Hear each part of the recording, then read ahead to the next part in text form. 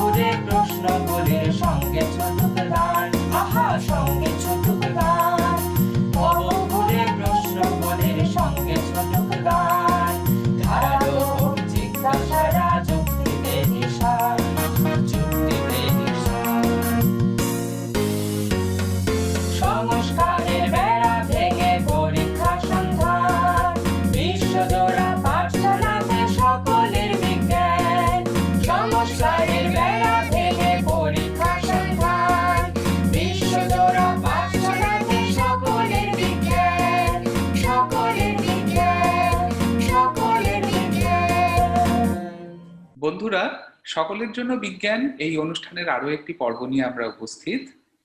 আমরা কোয়ান্টাম তত্ত্বের প্রযুক্তিগত দিক নিয়ে কিছুটা আগে আলোচনা করেছি। আজকে আমরা আলোচনা করব এই তত্ত্বের পরীক্ষামূলক দিকটা নিয়ে, যেটা ছাড়া আমরা সকলেই জানি যে বিজ্ঞান আসলে অচল। আমাদের মধ্যে আজকে এই বিষয়ে আলোচনার জন্য উপস্থিত রয়েছে একজন অত্যন্ত তরুণ ও প্রতিভাবান বিজ্ঞানী রাজিবুল ইসলাম। রাজিবুল বর্তমানে কানাডার ওয়াটারলু ইউনিভার্সিটিতে গবেষণা ও অধ্যাপনা করছে। গবেষণা ও অধ্যাপনা ছাড়াও রাজিবুলের আরো একটি বড় পরিচয় হলো যে বিজ্ঞান বিষয়টাকে বাংলা ভাষায় জনপ্রিয় করে তোলার তাগিদে ও বেশ কিছু উদ্যোগ নিয়েছে এবং লেখালেখি করেছে। কাজেই রাজিবুলকে আমরা আমাদের মধ্যে পেয়ে স্বাভাবিকভাবেই খুবই আনন্দিত। রাজিবুল, তোমাকে আমাদের অনুষ্ঠানে স্বাগত জানাই। নমস্কার, ধন্যবাদ আমার এই অনুষ্ঠানে ডাকার জন্য। এবং তোমাদের অন্যান্য যে এই সিরিজের যে এপিসোডগুলো হয়েছে তার কিছু শুনেছি, এবং আমরা যখন এই করোনা পরিস্থিতিতে বাড়িতে বসে আছি তখন এই ধরনের একটা সুন্দর উদ্যোগ নেওয়ার জন্য অনেক ধন্যবাদ। হ্যাঁ রাজিবুল, আজকে তোমার থেকে আমরা অনেক আলোচনা শুনবো, অনেক গল্প শুনবো, তোমার কথাও শুনবো, তোমার রিসার্চের কথা তো অবশ্যই শুনবো। তো আলোচনার সূত্রপাত আমরা এভাবে করি যে কোয়ান্টাম তত্ত্বের মূল সুর দিয়েই আবার কথা শুরু করা যায়। বিশেষ করে ক্লাসিক্যাল তত্ত্ব থেকে এটা কোথায় আলাদা সেই বিষয়টা তুমি যদি আলোচনা করো। প্রথমেই যে ক্লাসিক্যাল তত্ত্ব বলতে সাধারণত আমরা যেটা বুঝি সেটা হলো ধরা যাক মেকানিক্স, যেখানে নিউটনের সূত্রের উপর ভিত্তি করে দাঁড়িয়ে রয়েছে। তারপর অন্যদিকে গেলে ক্লাসিক্যাল ওয়েভ মেকানিক্স অর্থাৎ ওয়েভ থিওরি, যেখানে আলো তাকে ওয়েভ দিয়ে ব্যাখ্যা করা যায়। তো এই ধরনের ক্লাসিক্যাল চিন্তা ভাবনা, যেখানে আমরা নিউটনের সূত্র সেটা একটা পার্টিকেল, তার প্রত্যেকটা কণার আমরা ইকুয়েশন অফ মোশন লিখছি, বা সেই ইকুয়েশন অফ মোশন থেকে আমরা যদি বর্তমান সময়ে কণাটার অবস্থা কি সেটা জানি, অবস্থা মানে তার ধরা যাক সে কোথায় আছে, তার গতিবেগ কত, এবং তার উপর কি বল কাজ করছে, ফোর্স কাজ করছে, সেটা যদি জানি, তাহলে আমরা বলতে পারবো যে সে একটা সময় পরে গিয়ে তার অবস্থা কি হবে, সে কোথায় থাকবে, তার গতিবেগ কোথায় হবে। এবং এখানে আমরা যত ভালো করে তার উপরে যে বলটা প্রয়োগ করছে সেটা জানতে পারি, এবং যত সূক্ষ্মভাবে বা প্রিসাইজলি আমরা তার পজিশন এবং মোমেন্টাম কোথায় আছে, কত ভরবেগ নিয়ে সে ছুটছে, এগুলো জানতে পারি, তাহলে আমরা তার গতিসূত্র সেটা মেনে ভবিষ্যতে সে কোথায় থাকবে সেগুলো আমরা খুব ভালোভাবেই জানতে পারি। এটা হচ্ছে আমাদের সাধারণত ক্লাসিক্যাল ধারণা। কোয়ান্টাম ধারণা প্রযোজ্য হচ্ছে সেই জায়গাতে যেখানে সাধারণভাবে বলা যায় যে পদার্থের শক্তিটা খুব কম। অর্থাৎ আমরা একটা উদাহরণ হচ্ছে, ধরা যাক আমাদের এই নর্মাল তাপমাত্রায় যে বাতাসের মধ্যে ধরা যাক অণু, সেগুলো তারা ছুটে চলেছে, পরস্পরকে ধাক্কাধাক্কি করে চলেছে, সেটা ক্লাসিক্যাল থিওরি দিয়ে বোঝা যায়, স্ট্যাটিস্টিক্স কোষে নিউটনের সূত্র ইত্যাদি সেটা দিয়ে বোঝা যায়। আমরা যদি এবার ওই একই কণাগুলোকে যদি এবার খুব ঠান্ডা করতে আরম্ভ করি, ধরা যাক ঠান্ডা করতে করতে সেটা তার তাপমাত্রা এতটাই কম জায়গায় নিয়ে চলে গেলাম যেখানে সেই অণু বা পরমাণু তার কি অবস্থা সেইটা যদি আমরা বুঝতে চাই, অর্থাৎ তাকে আমরা মানে খুব সহজভাবে বলতে গেলে তাকে যদি আমরা দেখতে চাই, ধরা যাক সে কোথায় আছে আমি দেখবো, মানে এত একটা সহজ কাজ। কিন্তু যদি সেই অণু বা পরমাণুটার শক্তি এতটাই কম হয় যে আমরা যেভাবে দেখতে চাইছি সেইটা করতে গেলে তার অবস্থাটা পাল্টে যাচ্ছে, সেরকম যদি হয় তাহলে আমাদের এই পরিচিত যে ক্লাসিক্যাল থিওরি সেইটা আর কাজে লাগছে না। সেখানে আমাকে এই কোয়ান্টামের আইডিয়া আনতে হবে, যেখানে শুধুমাত্র একটা অবজেক্ট, সেই অবজেক্টের কি স্টেট আমরা দেখছি, কি অবস্থা দেখছি, সেটার সাথেও গুরুত্বপূর্ণ আমরা কিভাবে দেখছি, অর্থাৎ পর্যবেক্ষক বা অবজারভার, সেই অবজারভারকেও আনতে হবে আমাদের এর মাঝখানে, আলোচনার মাঝখানে। তো এইটা হচ্ছে একটা উদাহরণ যেখানে ক্লাসিক্যাল ভেঙে কোয়ান্টাম করছে। অন্যদিকে যেখানে আমরা ক্লাসিক্যাল ওয়েভের কথা বলেছিলাম, যেমন আলো, সেটা একটা তরঙ্গ, সেই আলোক তরঙ্গের অনেক তরঙ্গ ধর্ম আমরা দেখি, কলেজে আমরা পরীক্ষা নিরীক্ষা করি, যেমন ইন্টারফিয়ারেন্সের পরীক্ষা ইত্যাদি ইত্যাদি। তো সেখানেও দেখা যায় যদি সেই আলোক তরঙ্গের আমরা কোয়ান্টাম ধর্ম দেখি, কোয়ান্টাম ধর্ম মানে ধরা যাক একটা লেজার থেকে আলো নিলাম এবং সেই লেজার থেকে আলো নিয়ে আমরা এতটাই সেই আলোর তীব্রতা বা ইন্টেন্সিটিকে কম করে দিচ্ছি যাতে সেই আলোর শক্তিটা অত্যন্ত কম হয়ে যাচ্ছে। আলো আলো আমরা জানি যে সেটা কিছু পরিমাণ ফোটন দিয়ে তৈরি, আমরা যদি এভাবে ভাবতে পারি, কিছু কণা দিয়ে তৈরি। মানে আলোটাকে আমি কমাতে কমাতে ক্ষীণ করতে করতে এমন একটা জায়গায় নিয়ে গেলাম যেখানে গড়ে ধরা যাক মাত্র কয়েকটা ফোটন আছে, ঠিক আছে? তো এইরকম জায়গায় যদি যাই তাহলে আমরা আবার দেখব যে ক্লাসিক্যাল যে ওয়েভের আমরা যে জিনিসগুলো বুঝি এবং জানি সেইখান থেকে আবার একটু আলাদা হচ্ছে, কারণ তখন আলোকে একটা তরঙ্গ সেইভাবে শুধু ভাবলে হবে না, আলো একটা কণা যার কিছু ক্ষেত্রে তরঙ্গ ধর্ম দেখা যাচ্ছে, আমাকে এই ব্যাপারটা দেখতে হবে। অর্থাৎ এই প্রায়শই যে কথাটা ব্যবহার হয় যেটা হচ্ছে কণা এবং তরঙ্গ তার একটা ডুয়ালিটি, একটা দ্বৈত সত্তা। তো এই জিনিসগুলো আমরা আমাদের পরিচিত জগতে খুব একটা দেখতে পাই না, বা পরিচিত জগতে কোয়ান্টাম ধর্ম আছে কিন্তু সেটা আমরা সরাসরি প্রত্যক্ষ করতে পারি না ডিরেক্টলি। এইটাই হচ্ছে কোয়ান্টাম, ক্লাসিক্যালের সাথে কোয়ান্টামের একটু পার্থক্য। হ্যাঁ, তোমার কথার সূত্র ধরেই তাহলে আমার নেক্সট প্রশ্নটাও চলে আসছে, যে তুমি নিজেই বললে যে মানে যদিও কোয়ান্টাম তত্ত্ব যে আমাদের প্রকৃতি কোনো কোনো কোনো ক্ষেত্রে মেনে চলে এটা তো অনস্বীকার্য, তা নইলে এটা একটা বিজ্ঞানের সূত্র হিসেবে প্রতিষ্ঠা কখনোই পেত না বা তত্ত্ব হিসেবে প্রতিষ্ঠা পেত না, কিন্তু আমাদের চারপাশের ঘটনার প্রবাহে তা সবসময় আমরা দেখতে পাই না।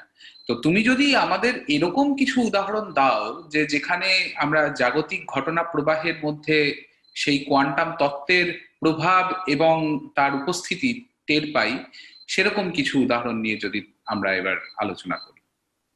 একদম। আম, আসলে যে মজার ব্যাপার যে আমাদের চারপাশের জগতে প্রচুর জায়গায় আমরা আসলে কিন্তু কোয়ান্টামকে দেখতে পাই, আমরা হয়তো আহ, সেইভাবে বুঝতে পারি না যে সেটা কোয়ান্টাম। তার সম্ভবত সব থেকে আমার এই মুহূর্তে যেটা মাথায় আসছে সব থেকে পরিচিত হয়তো উদাহরণ হবে যে আমরা যদি একটা ধরা যাক কোন একটা ধাতু নিলাম, ঠিক আছে, আমার লোহার একটা একটা কিছু একটা স্টিল বা আয়রনের একটা কোনো যে কোনো ধাতু, সেই ধাতুর মধ্যে আমরা যদি ইলেকট্রন গুলোকে দেখি, সেই ইলেকট্রন কিন্তু কোয়ান্টাম। এই কারণে যে এখানে আরেকটা জিনিস একটু ভালো করে বুঝতে হবে যে আমি একটু আগে বললাম সাধারণত ক্লাসিক্যাল থেকে কোয়ান্টামে যেতে গেলে কোনো পদার্থকে খুব ঠান্ডা করতে হবে। ঠান্ডা করতে হবে তার কারণ তার শক্তিটাকে কমাতে হবে, ঠিক আছে। এখানে একটা মজার জিনিস সেটা হচ্ছে যে শক্তি কম, এটার মানে কি, মানে কার সাপেক্ষে কম, ঠিক আছে। তো এই যে একটা ধাতুর ক্ষেত্রে বললাম, ধাতুর মধ্যে যে ইলেকট্রন গুলো যে ঘুরে বেড়াচ্ছে, সেই ইলেকট্রন গুলোর একটা আম, একটা ক্যারেক্টারিস্টিক এনার্জি স্কেল, অর্থাৎ তাদের একটা শক্তি রয়েছে যেটাকে আমরা ফার্মি এনার্জি বলি, যেহেতু ইলেকট্রন গুলো ফার্মিয়ন এনার্জি বলি। তো শক্তিটা সেই শক্তিটাকে যদি আমি একটা তুল্যমূল্য তাপমাত্রায় কনভার্ট করি, তাহলে দেখা যাবে ইলেকট্রনের জন্য সেই তাপমাত্রাটা হচ্ছে, যেটাকে ফার্মি তাপমাত্রা বলা হয়, সেটা কিন্তু প্রায় 10,000 কেলভিন, এটা প্রায় 10,000 ডিগ্রি সেলসিয়াস। তাহলে মজার ব্যাপার হচ্ছে যে কম তাপমাত্রা বা কম শক্তি এবং বেশি তাপমাত্রা বা বেশি শক্তি, এই দুয়ের মধ্যে যে বাউন্ডারি, মোটামুটি ভাবে ধাতুর মধ্যে ইলেকট্রন সেই বাউন্ডারিটা হচ্ছে প্রায় 10,000 কেলভিন। আমাদের তাপমাত্রা হচ্ছে 25 ডিগ্রি সেলসিয়াস, 30 ডিগ্রি সেলসিয়াস, মানে 300 কেলভিন। অর্থাৎ আমরা যেটাকে গরম বা ঘরের তাপমাত্রা বলি, পৃথিবীর সব থেকে উষ্ণতম সারফেসের উপর সব থেকে উষ্ণতম জায়গা, সেটাও কিন্তু ইলেকট্রনের সাপেক্ষে আসলে কিন্তু একদম কম তাপমাত্রা। ঠিক ঠিক। যে কারণে ইলেকট্রন গুলো কিন্তু কোয়ান্টাম।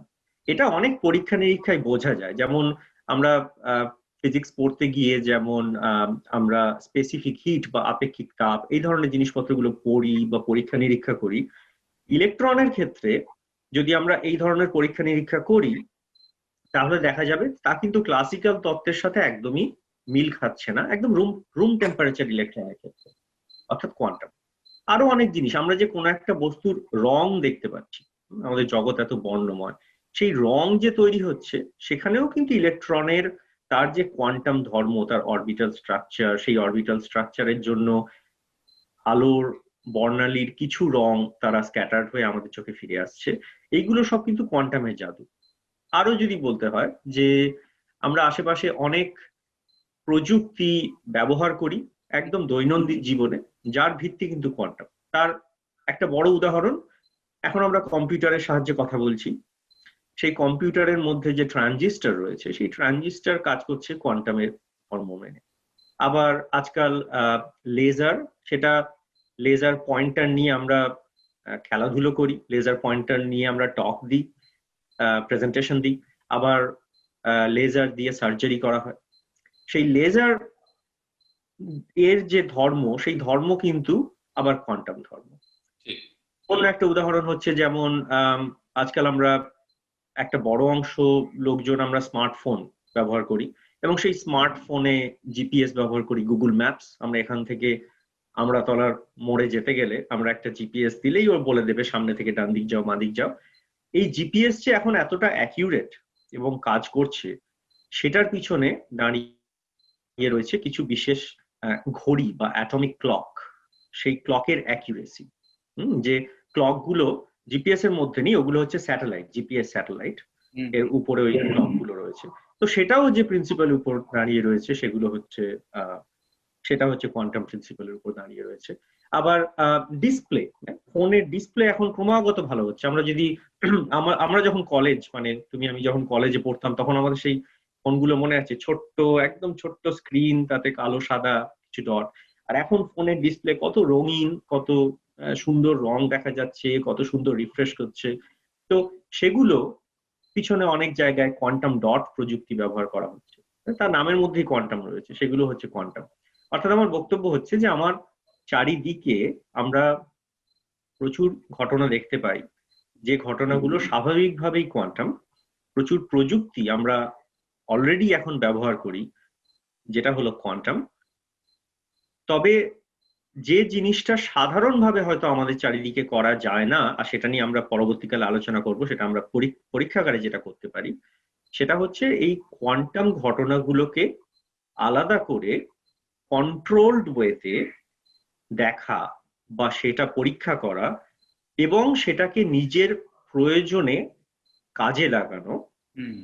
সেই জিনিসগুলো অনেকটা এই এই বড় ম্যাক্রোস্কোপিক স্কেলে আমরা যে কোয়ান্টাম দেখি সেগুলোতে সবসময় সম্ভব হয় না। আর সেই জন্যই আমরা একদম ভাঙতে ভাঙতে একটা শুধুমাত্র একটা বা দুটো বা পাঁচটা পরমাণু উপরে কাজ করতে আরম্ভ করি এবং কোয়ান্টাম ধর্ম সেভাবে দেখতে পাই। শ্রোতা বন্ধুদের আমার মনে হয় এইখানে একটা জিনিস বলা দরকার, যে রাজিবুল অ্যাকচুয়ালি, আমি আর রাজিবুল আমরা সব একই ইউনিভার্সিটিতে একটা সময় একসাথে ছিলাম। রাজিবুল বোধহয় আমার থেকে 2 বছরের জুনিয়র। আমরা পদার্থবিদ্যা নিয়ে পড়তাম যাদবপুরে। তো সেই সূত্রে আমাদের হয়তো কিছু কথাবার্তা উঠে আসতে পারে। আমি মনে করলাম যে শ্রোতা বন্ধুদের মনে হয় সেটা বলে দিলে ভালো হবে। আর আরেকটা কথা যেটা মনে পড়ছে, যেটা তুমি এখনই বললে, যে সেটা হচ্ছে কোয়ান্টামের বিভিন্ন নিদর্শন আমাদের চারপাশে ছড়িয়ে আছে, এবং আমরা অনেক সময় মানে সেখানে যথার্থ প্রশ্নটা করছি না বলেই সেটা যে কোয়ান্টাম সূত্র থেকে উঠে আসছে সেই উত্তরটা হয়তো বুঝতে পারছি না। এই ক্ষেত্রে আমার একটা কথা মনে পড়ছে, যে কোনো একজন বিজ্ঞানী, আমার নাম মনে নেই এখনই, তিনি বলেছিলেন যে অ্যাকচুয়ালি আমাদের জগৎ হচ্ছে কোয়ান্টাম, আমরা তার ক্লাসিক্যাল কিছু নিদর্শন পাই, এবং সেটা হচ্ছে তার একটা বিশেষ এনার্জি স্কেলে, অর্থাৎ তার একটা নিদর্শন বলা যেতে পারে, কিন্তু আসলে জগতের মূল সূত্রগুলি কোয়ান্টাম সূত্রেই আবদ্ধ। যাই হোক, এবারে আমরা তাহলে তার পরবর্তী প্রশ্নে চলে আসি রাজিবুল, যে সেটা হচ্ছে যে তুমি বললে যে পরীক্ষাগারে কোয়ান্টাম সূত্রের প্রয়োগ, এটা দেখাটা আমাদের পক্ষে খুবই জরুরি, এবং এই প্রক্রিয়া বহুদিন ধরে চলছে, এবং বিভিন্ন সূত্রগুলোকে পরীক্ষাগারে মানে তার প্রমাণ করা বা তার উপস্থিতি টের পাওয়ার ব্যাপার অনেকদিন ধরে চলছে। তো এই বিষয়ে আমরা এবারে তোমার কাছ থেকে জানতে চাইব যে কিভাবে সেটা করা সম্ভব এবং কি কি দিকে সেই গবেষণা এগোচ্ছে। নিশ্চয়ই। সেটা বলার আগে তুমি একটা খুব সুন্দর কমেন্ট করলে, সেখানে আমি একটা ছোট্ট মন্তব্য করতে চাই, যেটা হচ্ছে জগৎ এর বেসিক সূত্রগুলো, ফান্ডামেন্টাল সূত্রগুলো হচ্ছে কোয়ান্টাম। সেখানে আমি একটা মন্তব্য এই কারণেই করতে চাই যে আমরা আশা করি আমাদের শ্রোতাদের মধ্যে প্রচুর ইয়াং স্টুডেন্ট হয়তো থাকবে যারা পরবর্তীকালে এখানে রিসার্চ করতে আসবে। তো আমাদের গবেষণা জগতের একটা অন্যতম চ্যালেঞ্জিং প্রশ্ন বা একটা দিক হচ্ছে যে কি করে কোয়ান্টাম থেকে ক্লাসিক্যাল আসে। অর্থাৎ যদি আমরা বলি যে প্রত্যেকটা পরমাণু, সেই পরমাণুর মূল যে নিয়ম মেনে চলে আমাদের পরিচিত বিশ্বব্রহ্মাণ্ডে, সেটা যদি কোয়ান্টাম ফিজিক্স হয়, তাহলে আমরা চারিদিকে আমরা যে জগৎ দেখি সেটা তাহলে আমরা কেন ক্লাসিক্যাল ধর্ম দিয়ে ব্যাখ্যা করতে পারি, কেন নিউটন সূত্রটা আদৌ কাজ করে। তো এটার উত্তর লুকিয়ে আছে যে অনেকগুলো কোয়ান্টাম পার্টিকেল যখন একসাথে আসে তখন যে আমরা একটা বড় ম্যাক্রোস্কোপিক যে অবজেক্ট তৈরি হয়, সেই অবজেক্টের কোয়ান্টামনেসটা কোথাও চলে যায় এবং সেইখান থেকে ক্লাসিক্যাল ধর্মগুলো বেরিয়ে আসে, অর্থাৎ ইমার্জ করে। ঠিক আছে, মানে ইমার্জিং সায়েন্স হচ্ছে একটা ক্লাসিক্যাল ধর্ম। তো এইটা আমি শুধু একটা কমেন্ট হিসেবে বলতে চাইলাম যে এইটা একটা অ্যাক্টিভ ফিল্ড অফ রিসার্চ। তো এখানে অনেক মজার মজার জিনিস হয়, যেমন ক্লাসিক্যালি কেওস বলে একটা জিনিস হয়, তার কিন্তু কোয়ান্টামে কেওস ডিরেক্টলি নেই। অর্থাৎ ক্লাসিক্যাল একটা কেওটিক সিস্টেমের কোয়ান্টাম রূপ কি হতে পারে, এখানে কোয়ান্টাম কেওস একটা ফিল্ড অফ রিসার্চ। তো এটা একটা খুব মজাদার রিসার্চের বিষয়, সেই বিষয়ে আমরা কথা বলবো না, কিন্তু আমি জাস্ট কমেন্টটা করতে চাইলাম। এবার তোমার প্রশ্নে ফিরে আসি। প্রশ্নটা হচ্ছে যে পরীক্ষাগারে কোয়ান্টাম কোয়ান্টাম সম্বন্ধে আমরা যা কিছু জানি সেটা দিয়ে কন্ট্রোলড পরীক্ষা সেটা কিভাবে করা যায়। তো এই প্রশ্নের উত্তর অনেকভাবে দেওয়া যায়। এটা একটা ঐতিহাসিক দিক রয়েছে কিভাবে এগুলো সম্ভব হলো। তো সেই ঐতিহাসিক সাল তারিখ সেগুলো নিয়ে আমরা অতটা মাথা ঘামাবো না, কিন্তু আমি একটা গল্প আকারে মোটামুটি যে এখন কি ধরনের পরীক্ষা নিরীক্ষা আমরা করতে পারি আমরা সেইটা বলতে পারি। তো প্রথমেই বলি যে এখন ল্যাবরেটরিতে কি ধরনের কাজ করা সম্ভব, তারপর সেগুলো কিভাবে এলো সেটা নিয়ে একটু আলোচনা করা যাবে। এখন আমরা প্রযুক্তিগতভাবে এবং তার ফান্ডামেন্টাল সায়েন্সের দিক থেকে এমন একটা জায়গায় পৌঁছতে পেরেছি, আমরা মানে পুরো সায়েন্টিফিক কমিউনিটি এমন একটা জায়গায় পৌঁছতে পেরেছি যেখানে আমরা কোনো একটা নির্দিষ্ট পরমাণু তাকে সকলের থেকে আলাদা করে শূন্যস্থানে ভাসিয়ে রেখে ঠান্ডা করতে পারি। তাকে ঠান্ডা করে এমন একটা তাপমাত্রায় নিয়ে যেতে পারি যেটা হলো পরম শূন্য তাপমাত্রা বা অ্যাবসলিউট জিরো টেম্পারেচার তার কাছে। অ্যাবসলিউট জিরো টেম্পারেচার যেটাকে 0 কেলভিন বলতে পারি, সেটা সেলসিয়াস স্কেলে -273.15 ডিগ্রি সেলসিয়াস, 273 ডিগ্রি শূন্যের নিচে সেলসিয়াস স্কেলে। আর এই তাপমাত্রা হচ্ছে তাপমাত্রা কতটা কম হতে পারে তার বলা যেতে পারে একটা থিওরিটিক্যাল লিমিট। অর্থাৎ এই তাপমাত্রায় একদম এই তাপমাত্রায় পৌঁছানো সম্ভব নয়, এই তাপমাত্রার খুব কাছে যেতে পারি আমরা, ঠিক আছে? মানে এই তাপমাত্রা থেকে ধরা যাক 1 মিলি কেলভিন দূরে থাকতে পারি। মিলি কেলভিন মানে 0.001 ডিগ্রি সেলসিয়াস বা 0.001 কেলভিন।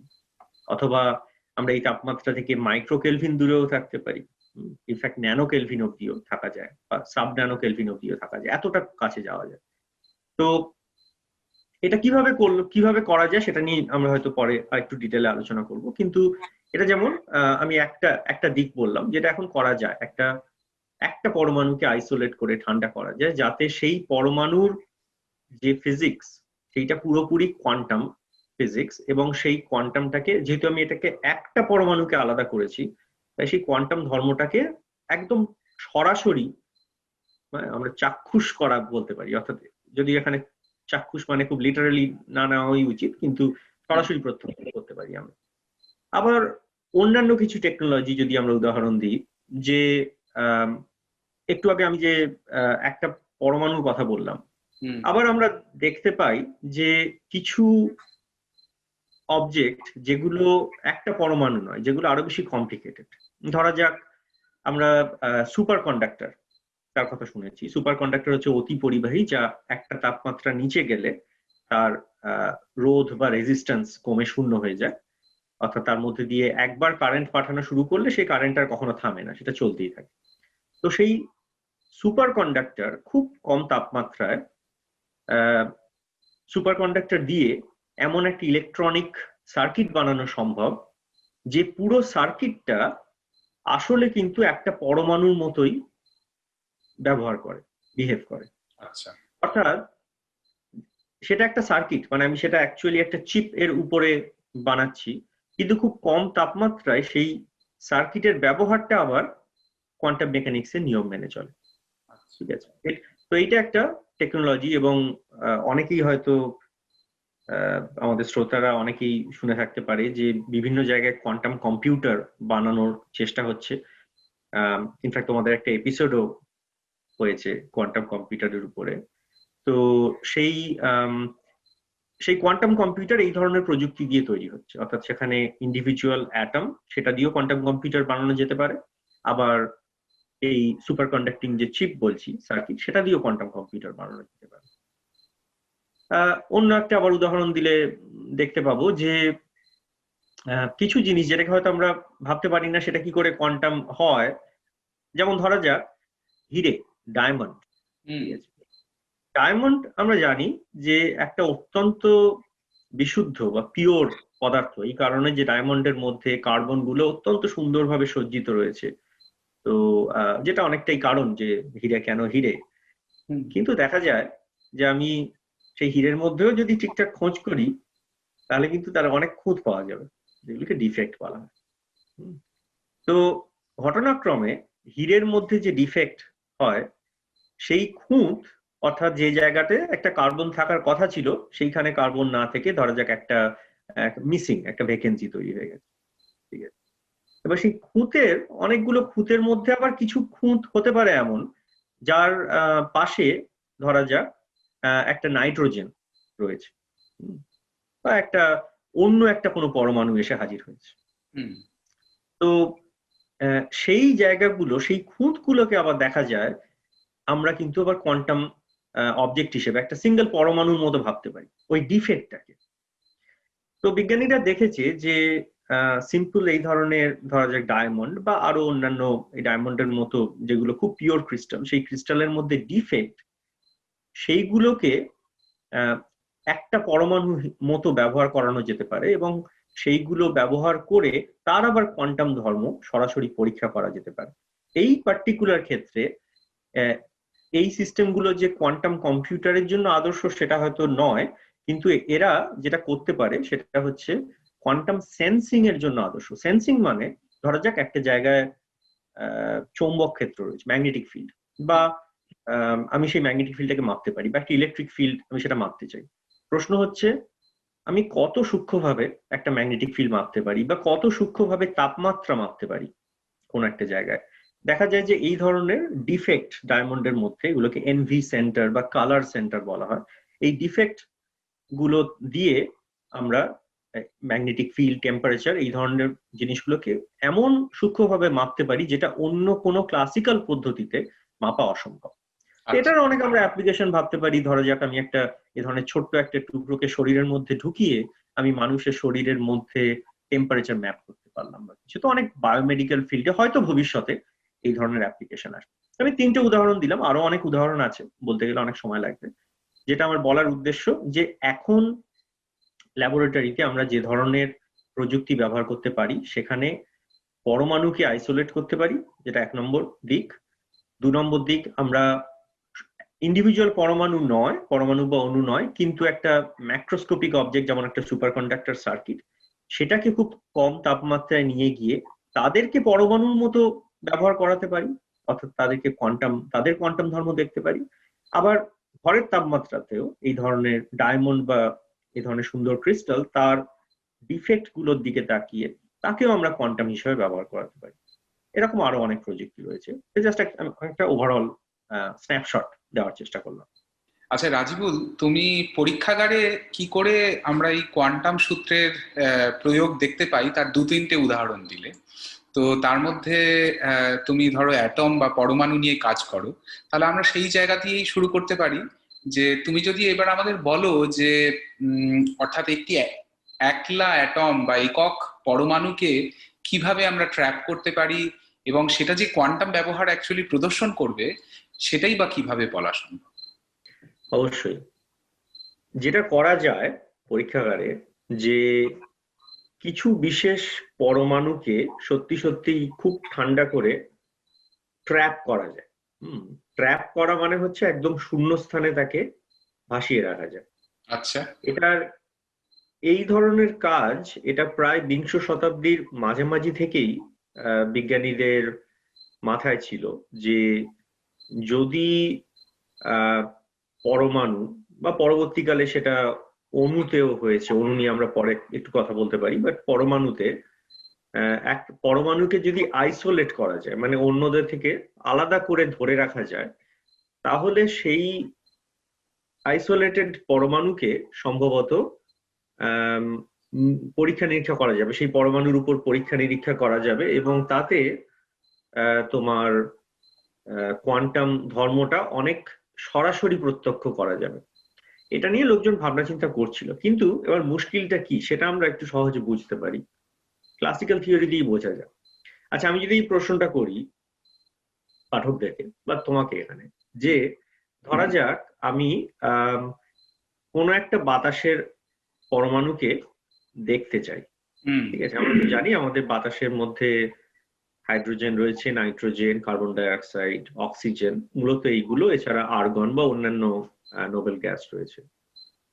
তো আমি যদি সিম্পলি ভাবি যে আমি কোনো একটা পরমাণুর কে শূন্য স্থানে দেখতে চাই, সেটা খালি চোখে না হলেও হবে। ধরা যাক আমি একটা ক্যামেরা দিয়ে ছবি তুলতে চাই, ঠিক আছে?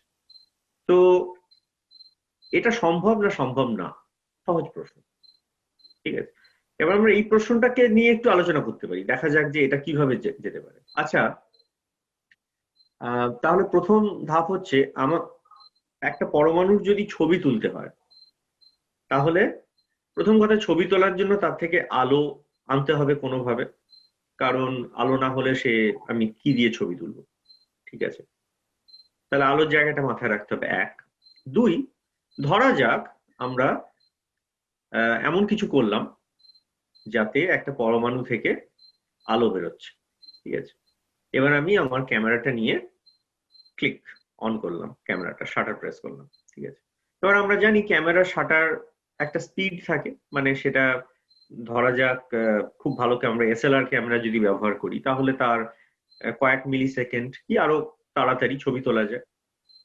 এবার যদি এরকম হয় যে ওই 1 মিলি সেকেন্ডের মধ্যে পরমাণুটা এখানে ছিল, আবার সঙ্গে সঙ্গে অন্য জায়গায় চলে গেল 1 মিলি সেকেন্ডের মধ্যে, কারণ পরমাণু তো বাতাসের মধ্যে অনবরত ঘুরে বেড়াচ্ছে, ধাক্কাধাক্কি করে বেড়াচ্ছে, তাহলে আমি ছবি পাবো না, তাহলে একটা হেজি একটা কিছু পাবো।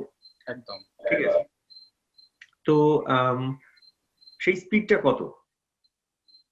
আমাদের নর্মাল তাপমাত্রায়, মানে ঘরের তাপমাত্রায় 300 কেলভিন মতো, সেখানে আমরা যদি দেখি যে বাতাসের মধ্যে পরমাণুগুলো, অনুপরমাণুগুলো, তারা নিজেদের মধ্যে প্রবল গতিতে ধাক্কা মারছে, এদিক থেকে ওদিক ছুটছে। সেই গতিবেগটা কিন্তু তার গড় বেগটা অনবরত পাল্টাচ্ছে, যেহেতু ধাক্কা মারছে। আমি যদি গড় দ্রুতিটা বার করি, যেটাকে আরএমএস স্পিড বলা হয়, সেই গড় দ্রুতিটা কিন্তু অনেকটাই বেশি। সেটা অঙ্ক কষলে দেখা যাবে যে ধরা যাক নাইট্রোজেনের জন্য সেটা প্রায় একটা এরোপ্লেনের গতিবেগের কাছাকাছি। তাহলে এবার এবার এবার ভেবে দেখো, আমি খুব অল্প সময়ের জন্য একটা ছবি ক্লিক করতে যাব, সেখানে তার মাঝখানেই পরমাণুটা এক থেকে অন্য জায়গায় সরে গেল, ঠিক আছে, তাহলে এটা মুশকিল।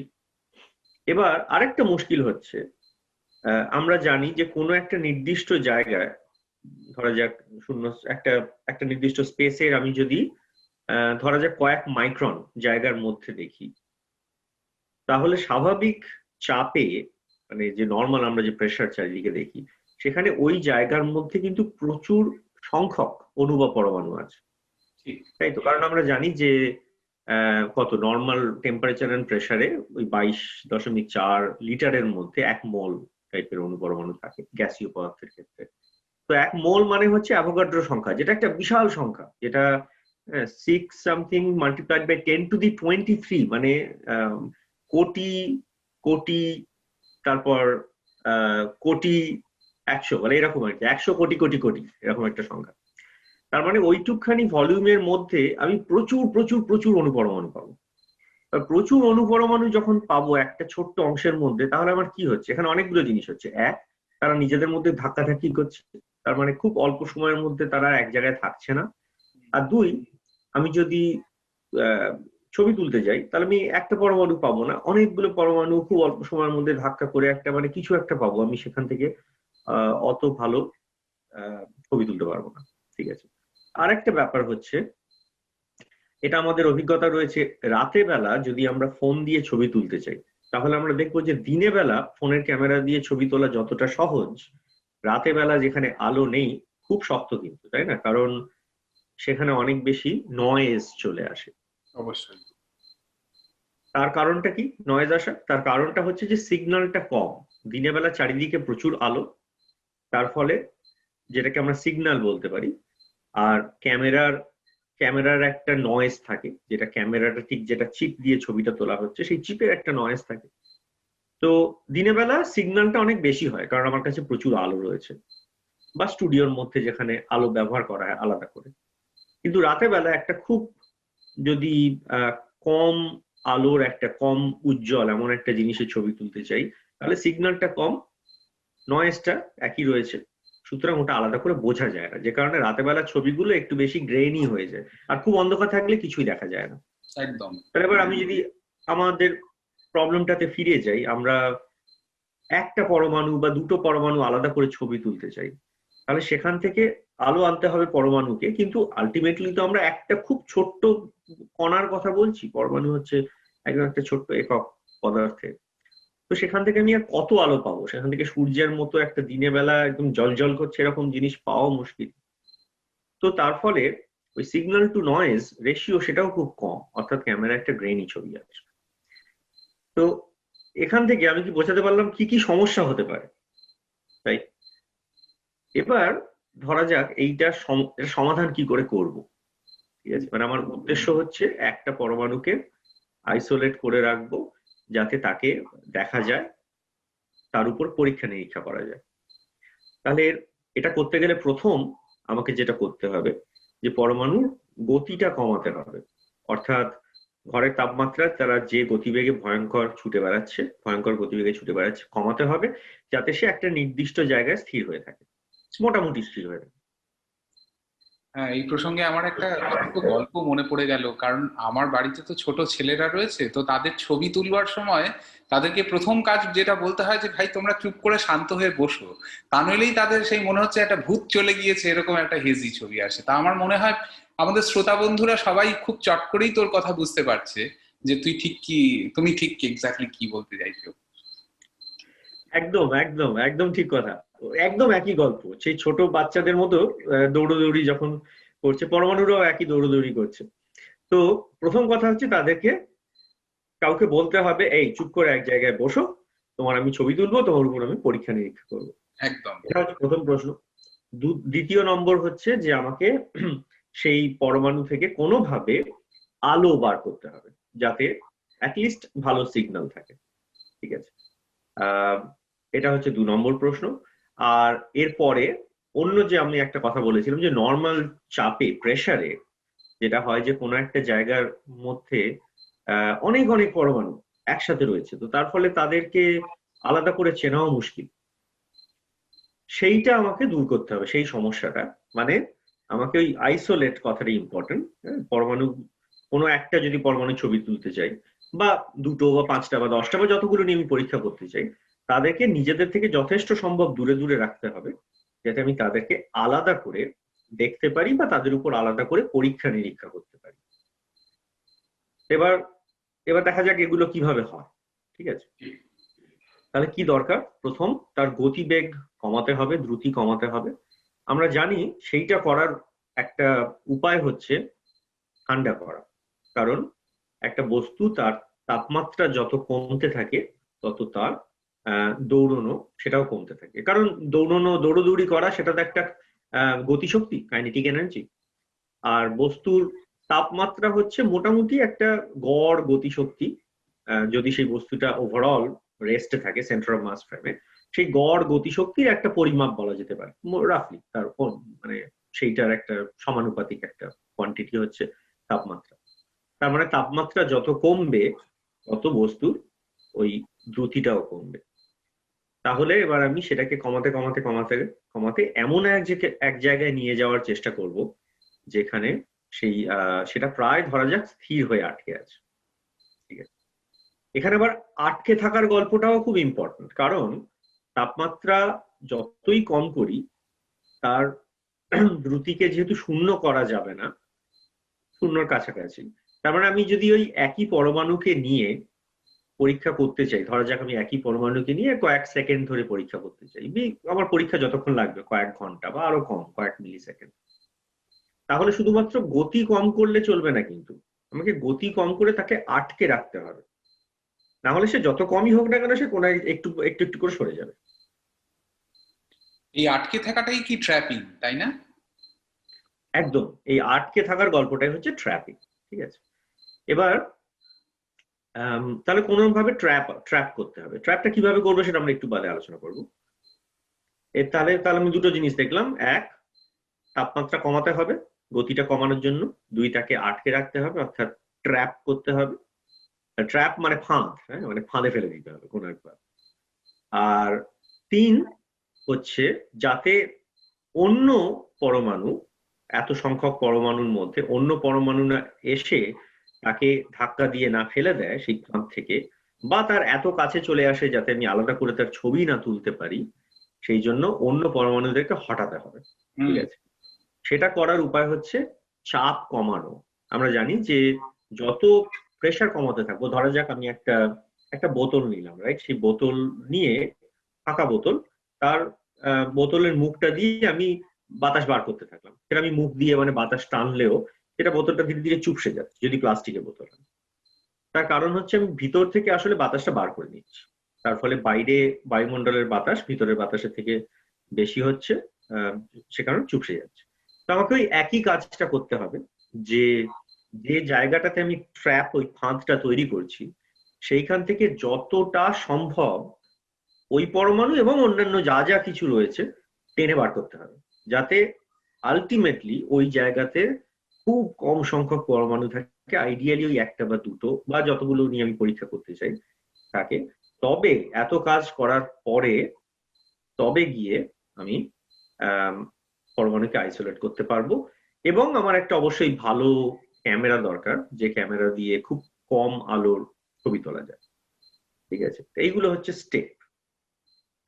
আচ্ছা, এইবার এবার আমরা তাহলে একটু এই স্টেপ গুলো নিয়ে এবারে আরেকটু খোলা করে আলোচনা করতে পারি। একদম একদম। তো প্রথম তাহলে অর্ডারেই যদি যাই, প্রথম আমরা বলেছিলাম যে তাপমাত্রা কম করার গল্পটা, সেটা কিন্তু খুব মজার। আমরা তাপমাত্রা কম কি করে করি নর্মালি? ধরা যাক আচ্ছা, আমরা বাজারে, আজকাল তো অনেকে সুপার মার্কেটে যায়, বাট ছোটবেলা আমরা সেই বাজারে যেতাম হাতে থলি নিয়ে। তো বাজারে গিয়ে দেখতাম মাছগুলো বরফে ঢাকা রয়েছে, মাছের উপরে বরফ, ছোট ছোট কুচি কুচি বরফ দেওয়া থাকে ঠান্ডা রাখার জন্য, যাতে না সেটা নষ্ট হয়ে যায়। তো বরফ কিভাবে ঠান্ডা করে?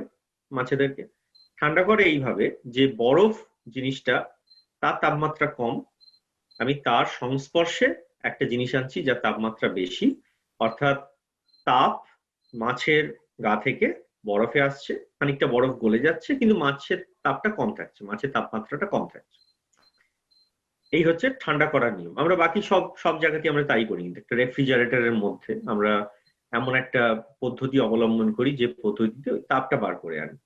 ঠিক আছে, সেখানে কাজ করতে হয় থার্মোডাইনামিক্স এর নিয়ম মেনে, তাপটা বার করে আনি এবং ঠান্ডা হয়। তো এখানেও আমাকে এমন একটা কিছু করতে হবে যাতে পরমাণু তাপমাত্রাটা কমানো যায়, মানে তাপ যেটা হচ্ছে পরমাণুর ওই যে গড় গতিশক্তির কথা বললাম সেইটা কমে আসে। ঠিক আছে, তাহলে প্রথম আমি এরকম ভাবতে পারি, ওই মাছের ফান্ডাটাই কাজে লাগাতে পারি। প্রথম একটা পরমাণু রয়েছে, ধরা যাক একটা গ্যাস জার, আমি ওর জারের বাইরে ধরা যাক কোনো একটা ঠান্ডা পদার্থ দিয়ে ওটাকে ঢেকে দিলাম। সেটা আসলে করাও যায়, যেমন যেটা করতে পারি খুব ঠান্ডা যদি বস্তু রাখি, যেমন তরল নাইট্রোজেন, লিকুইড নাইট্রোজেন, বা আরো কম তরল হিলিয়াম, লিকুইড হিলিয়াম, সেইগুলো দিয়ে আমি একটা ধরা যাক আমি একটা একটা ছোট জার নিলাম বা চেম্বার, যার মধ্যে এই পরীক্ষাগুলো করব। সেই পরীক্ষাটা ধরা যাক ওই চেম্বারটা দিয়ে চারিদিকে আমি ঘিরে দিলাম তরল নাইট্রোজেন বা তরল হাইড্রোজেন। তাহলে দেখা যাবে কিছু সময় পরে ওর ভিতরে যে অনুপরমাণুগুলো রয়েছে, সেই ওই চেম্বারটার মধ্যে যে গ্যাসীয় অনুপরমাণুগুলো রয়েছে সেইগুলো তাপমাত্রা কম হয়ে আসছে। এবার প্রশ্ন আমরা করতে পারি যে এই পদ্ধতিতে আসলে কতটা কম তাপমাত্রা নিয়ে যাওয়া যায়। সেইটা হচ্ছে যে আমি ওকে চারিদিক থেকে যে পদার্থ দিয়ে ঘিরে দিয়েছি মোটামুটি আমি সেই তাপমাত্রা অব্দি নিয়ে যেতে পারি। লিকুইড নাইট্রোজেন তার তাপমাত্রা হচ্ছে 77 কেলভিন, আবার 0 কেলভিন মানে হচ্ছে -273°C, তাহলে তার থেকে 77 উপরে। আর হিলিয়ামের তাপমাত্রা হচ্ছে লিকুইড হিলিয়াম 4 কেলভিন, আরো কিছু ফন্দি ফিকির করে ওটাকে অ্যাকচুয়ালি আরো অনেকটা নিচে নামানো যায়। ঠিক আছে, কিন্তু আমার পরীক্ষা নিরীক্ষার জন্য যদি আমি দেখি যে ঠিক কতটা কম তাপমাত্রায় গেলে আমি এর আগে যে যে ক্যারেক্টারিস্টিক্স গুলো বলছিলাম সেগুলো, যে ক্রাইটেরিয়া গুলো বলছিলাম সেগুলো পাওয়া যাবে, তাহলে দেখা যায় যে আসলে কিন্তু আমাকে ওই হিলিয়ামের থেকেও আর একটু নিচের তাপমাত্রায় নামতে হবে পরীক্ষা নিরীক্ষা করতে গেলে, কোয়ান্টাম ধর্ম দেখতে গেলে। তো এইখানেই বিংশ শতাব্দীর একটা অন্যতম প্রধান আবিষ্কার, যেটা যেটা মানে অসম্ভব ফ্যাসিনেটিং একটা আবিষ্কার, সেইটা কাজে আসে। সেই ঘটনাটার নাম হচ্ছে লেজার কুলিং, অর্থাৎ আলো ফেলে ঠান্ডা করা। জিনিসটা খুব অদ্ভুত শুনতে লাগছে, কারণ সাধারণত আমরা গরমকালে ভয়ঙ্কর রোদে যদি আমরা থাকি তাহলে আমাদের মানে মাথা চাঁদি ফেটে যায় গরমে, তাই না? এখানে আমি বলছি উল্টো ঘটনা, যে আলো দিয়ে ঠান্ডা করা যায়, সেইটা একটা অসামান্য আবিষ্কার। এই বিংশ শতাব্দীর মাঝামাঝি থেকেই লোকজন কাজকর্ম করতে আরম্ভ করেছিল, কিন্তু তারপর যখন লেজার আবিষ্কার হলো এই 1960 বা ওইরকম সময় নাগাদ, তখন থেকে এই কাজগুলোর আরো আরো আরো ত্বরান্বিত হলো এই কাজগুলো করা। এবং সত্যি সত্যি তার 1-2 দশকের মধ্যেই করা গেল যে আলো দিয়ে পরমাণুকে বা অণুকে ঠান্ডা করা যায়। এই কাজটা কিছু বিশেষ পরমাণুকেই করা যায়, তার কারণ সেইটা নির্ভর করে আবার পরমাণুর অ্যাটমিক স্ট্রাকচার, মানে তার শক্তি স্তর, কোন কোন শক্তি স্তরে ইলেকট্রন থাকতে পারে। সেই ডিটেলের মধ্যে আমাদের যাওয়ার দরকার নেই, কিন্তু এইটুকু বুঝলেই যথেষ্ট এই মুহূর্তে এই আলোচনার জন্য, যে আলো দিয়ে, লেজার দিয়ে আমরা কিছু কিছু বিশেষ পরমাণুকে খুব ঠান্ডা করতে পারি, মানে তাদেরকে ঠান্ডা করে তাপমাত্রা আমরা নিয়ে চলে যেতে পারি ওই পরম শূন্য তাপমাত্রার অত্যন্ত অত্যন্ত কাছে। এখন অব্দি রেকর্ড রয়েছে এই ধরনের লেজার কুলিং পদ্ধতি ব্যবহার করে তাপমাত্রা কম করার, প্রায় ন্যানো কেলভিন বা তারও কাছে সেই তাপমাত্রা। মানে এটা একটা ভয়ঙ্কর ভয়ঙ্কর কম তাপমাত্রা। তো এখানে ওই লেজার কুলিং যখন এলো, সেই সাথে পরবর্তীকালে আরো অনেক পদ্ধতি আবিষ্কার হলো। লেজার কুলিং এর অনেক নাম আছে, Doppler cooling, sub Doppler cooling. যদি উৎসাহী পাঠক শ্রোতা তারা গুগল করে এগুলো দেখতে পারেন। তো এই ধরনের নানা আলো দিয়ে ঠান্ডা করার এই ধরনের অনেক পদ্ধতি আছে। তাহলে এটা হচ্ছে ঠান্ডা করা, আমরা সেই পদ্ধতিগুলো ব্যবহার করব।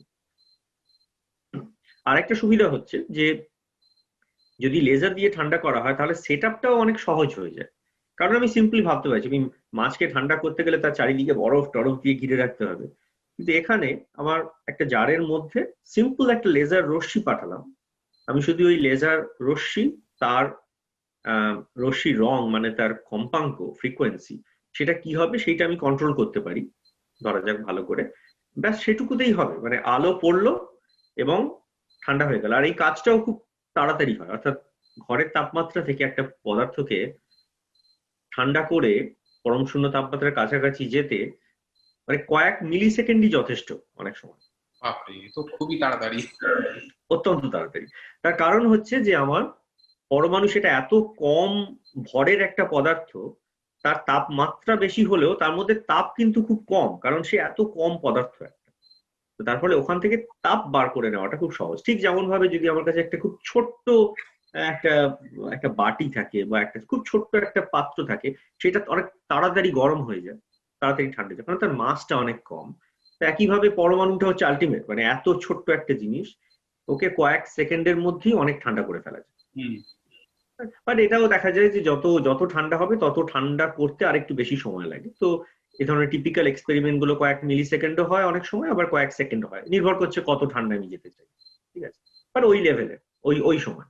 এটা হচ্ছে 1 নম্বর তাপমাত্রা। 2 হচ্ছে ফাঁদ আমাকে তৈরি করতে হবে যাতে পরমাণুটা না বেরিয়ে যায় ওই যেখানে আমি ঠান্ডা করছি। কিভাবে ফাঁদ তৈরি করব সেইটা নির্ভর করছে কি ধরনের পরমাণু তাই নিয়ে। তো আমি বা আমার গবেষণার দল যে যে ধরনের পরমাণুর উপর কাজ করে সেগুলো হচ্ছে আয়ন। আয়ন মানে আমরা পরমাণু থেকে প্রথমে একটা ইলেকট্রনকে ভাগিয়ে দিই, তার ফলে ওই পরমাণুটা একটা চার্জড অবজেক্ট, একটা আধানযুক্ত পরমাণু তৈরি হয়, যেটাকে আয়ন বলা হয়, পজিটিভলি চার্জড আয়ন। তো যেমন আমার ল্যাবরেটরিতে আমরা এই ধরনের 2 রকম পরমাণু নিয়ে কাজ করি। একটার নাম হচ্ছে ইটারবিয়াম, পর্যায় সারণীর দিকে তাকালে ইটারবিয়াম খুঁজে পাওয়া যাবে ল্যান্থানাইডের দলে। আর একটা পরমাণু যেটা নিয়ে আমরা একটা নতুন এক্সপেরিমেন্ট তৈরি করছি এখন, সেটার নাম হচ্ছে বেরিয়াম বা ব্যারিয়াম, বিএ, আর ইটারবিয়াম সংকেত হচ্ছে ওয়াইবি। তো সেক্ষেত্রে কি হয় যে আমরা প্রথমে করি কি, এই পরমাণুগুলোকে চার্জ করে দিই, সেটাও লেজার দিয়ে করা যায়। এবারে যে মুহূর্তে একটা পরমাণু আহিত হলো, চার্জ হয়ে গেল, আয়ন তৈরি হলো, এবার যেহেতু চার্জ আছে আমি ইলেকট্রিক ফিল্ড দিয়ে তাকে এবার তড়িৎ ক্ষেত্র দিয়ে তাকে কন্ট্রোল করতে পারি। ঠিক আছে, এবার আমরা ভেবে দেখতে পারি যে একটা চার্জকে আমার উদ্দেশ্য হচ্ছে শূন্যস্থানের কোনো একটা জায়গায় আটকে রাখা, তাহলে আমি একটা ডান দিক, বাঁ দিক, উপর, নিচে, এদিক, সামনে, পিছনে আমি যদি একটা করে ইলেকট্রোড লাগিয়ে দিই, যে ইলেকট্রোডে ভোল্টেজ দিয়ে দিই, তার মানে যে মুহূর্তে পজিটিভ ভোল্টেজ ধরা যাক, এবার যে মুহূর্তে একটা চার্জ কোন একটা ইলেকট্রোডের দিকে আসার চেষ্টা করছে, সেটাকে ঠেলে আবার পিছন দিকে ফিরিয়ে দিচ্ছে। এখানে একটা খুব ডিটেল কিন্তু একটা মজার গল্প আছে, সেটা হচ্ছে যে যে যতই বুদ্ধিমান হোক না কেন, একটা নেচারের একটা সূত্র রয়েছে, একদম সিম্পল তড়িৎ ক্ষেত্রের একটা সূত্র রয়েছে, যে সূত্রটা অনুযায়ী, বা এভাবে বলা ভালো, নেচার এমন একটা নিয়ম মেনে চলে তড়িৎ ক্ষেত্রে, যেটা অনুযায়ী তুমি যতই বুদ্ধিমান হও না কেন এবং যতগুলো ইলেকট্রোডই রাখো না কেন, তুমি যদি শুধু কিছু ভোল্টেজ দাও, স্ট্যাটিক ভোল্টেজ দাও, তুমি একটা আয়নকে কিছুতেই শূন্যস্থানে রাখতে পারবে না, সে কোনো একটা দিক দিয়ে পালিয়ে যাবে সবসময়। তো এটাকে অ্যাভয়েড করার জন্য যেটা করতে হয়, স্ট্যাটিক ভোল্টেজ মানে যে ভোল্টেজটা কনস্ট্যান্ট, 5 ব্যাটারির যে ভোল্টেজ, তার সাথে আমাকে অসিলেটিং ভোল্টেজ লাগাতে, মানে এসি, যেটা আমাদের দেওয়ালে যেমন ইন্ডিয়াতে 50 হার্টজ অসিলেশন এসি, তো সেই রকম এসি লাগাতে হয়। তো এই সেগুলো ডিটেল আমরা এই স্ট্যাটিক ভোল্টেজ, এসি বা রেডিও ফ্রিকোয়েন্সি বলি এগুলোকে, সেইগুলো সব দিয়ে মোটামুটি একটা তড়িৎ ফাঁদ তৈরি করা যায়, ইলেকট্রনিক একটা ট্র্যাপ তৈরি করা যায়, যে ট্র্যাপের মধ্যে একটা ওই আয়নকে আমি যদি ফেলে দিই, যে আয়নের গতিশক্তি খুব কম কারণ তাকে ঠান্ডা করে ফেলেছি, ও ওইখানেই আটকে গেল। এবার এই আটকানোটা বহুক্ষণ ধরে, যেমন একটা চার্জকে যদি আমি একটা সিঙ্গেল পরমাণুকে ওখানে আটকে রাখতে চাই, যদি না, এখানে আমার 3 নম্বর পয়েন্ট আসবে, যেখানে আমার ওই জায়গা থেকে অন্যান্য অনুপরমাণুগুলোকে সরিয়ে নিতে হবে, যাতে তারা এসে ধাক্কা মেরে বার না করে দেয়।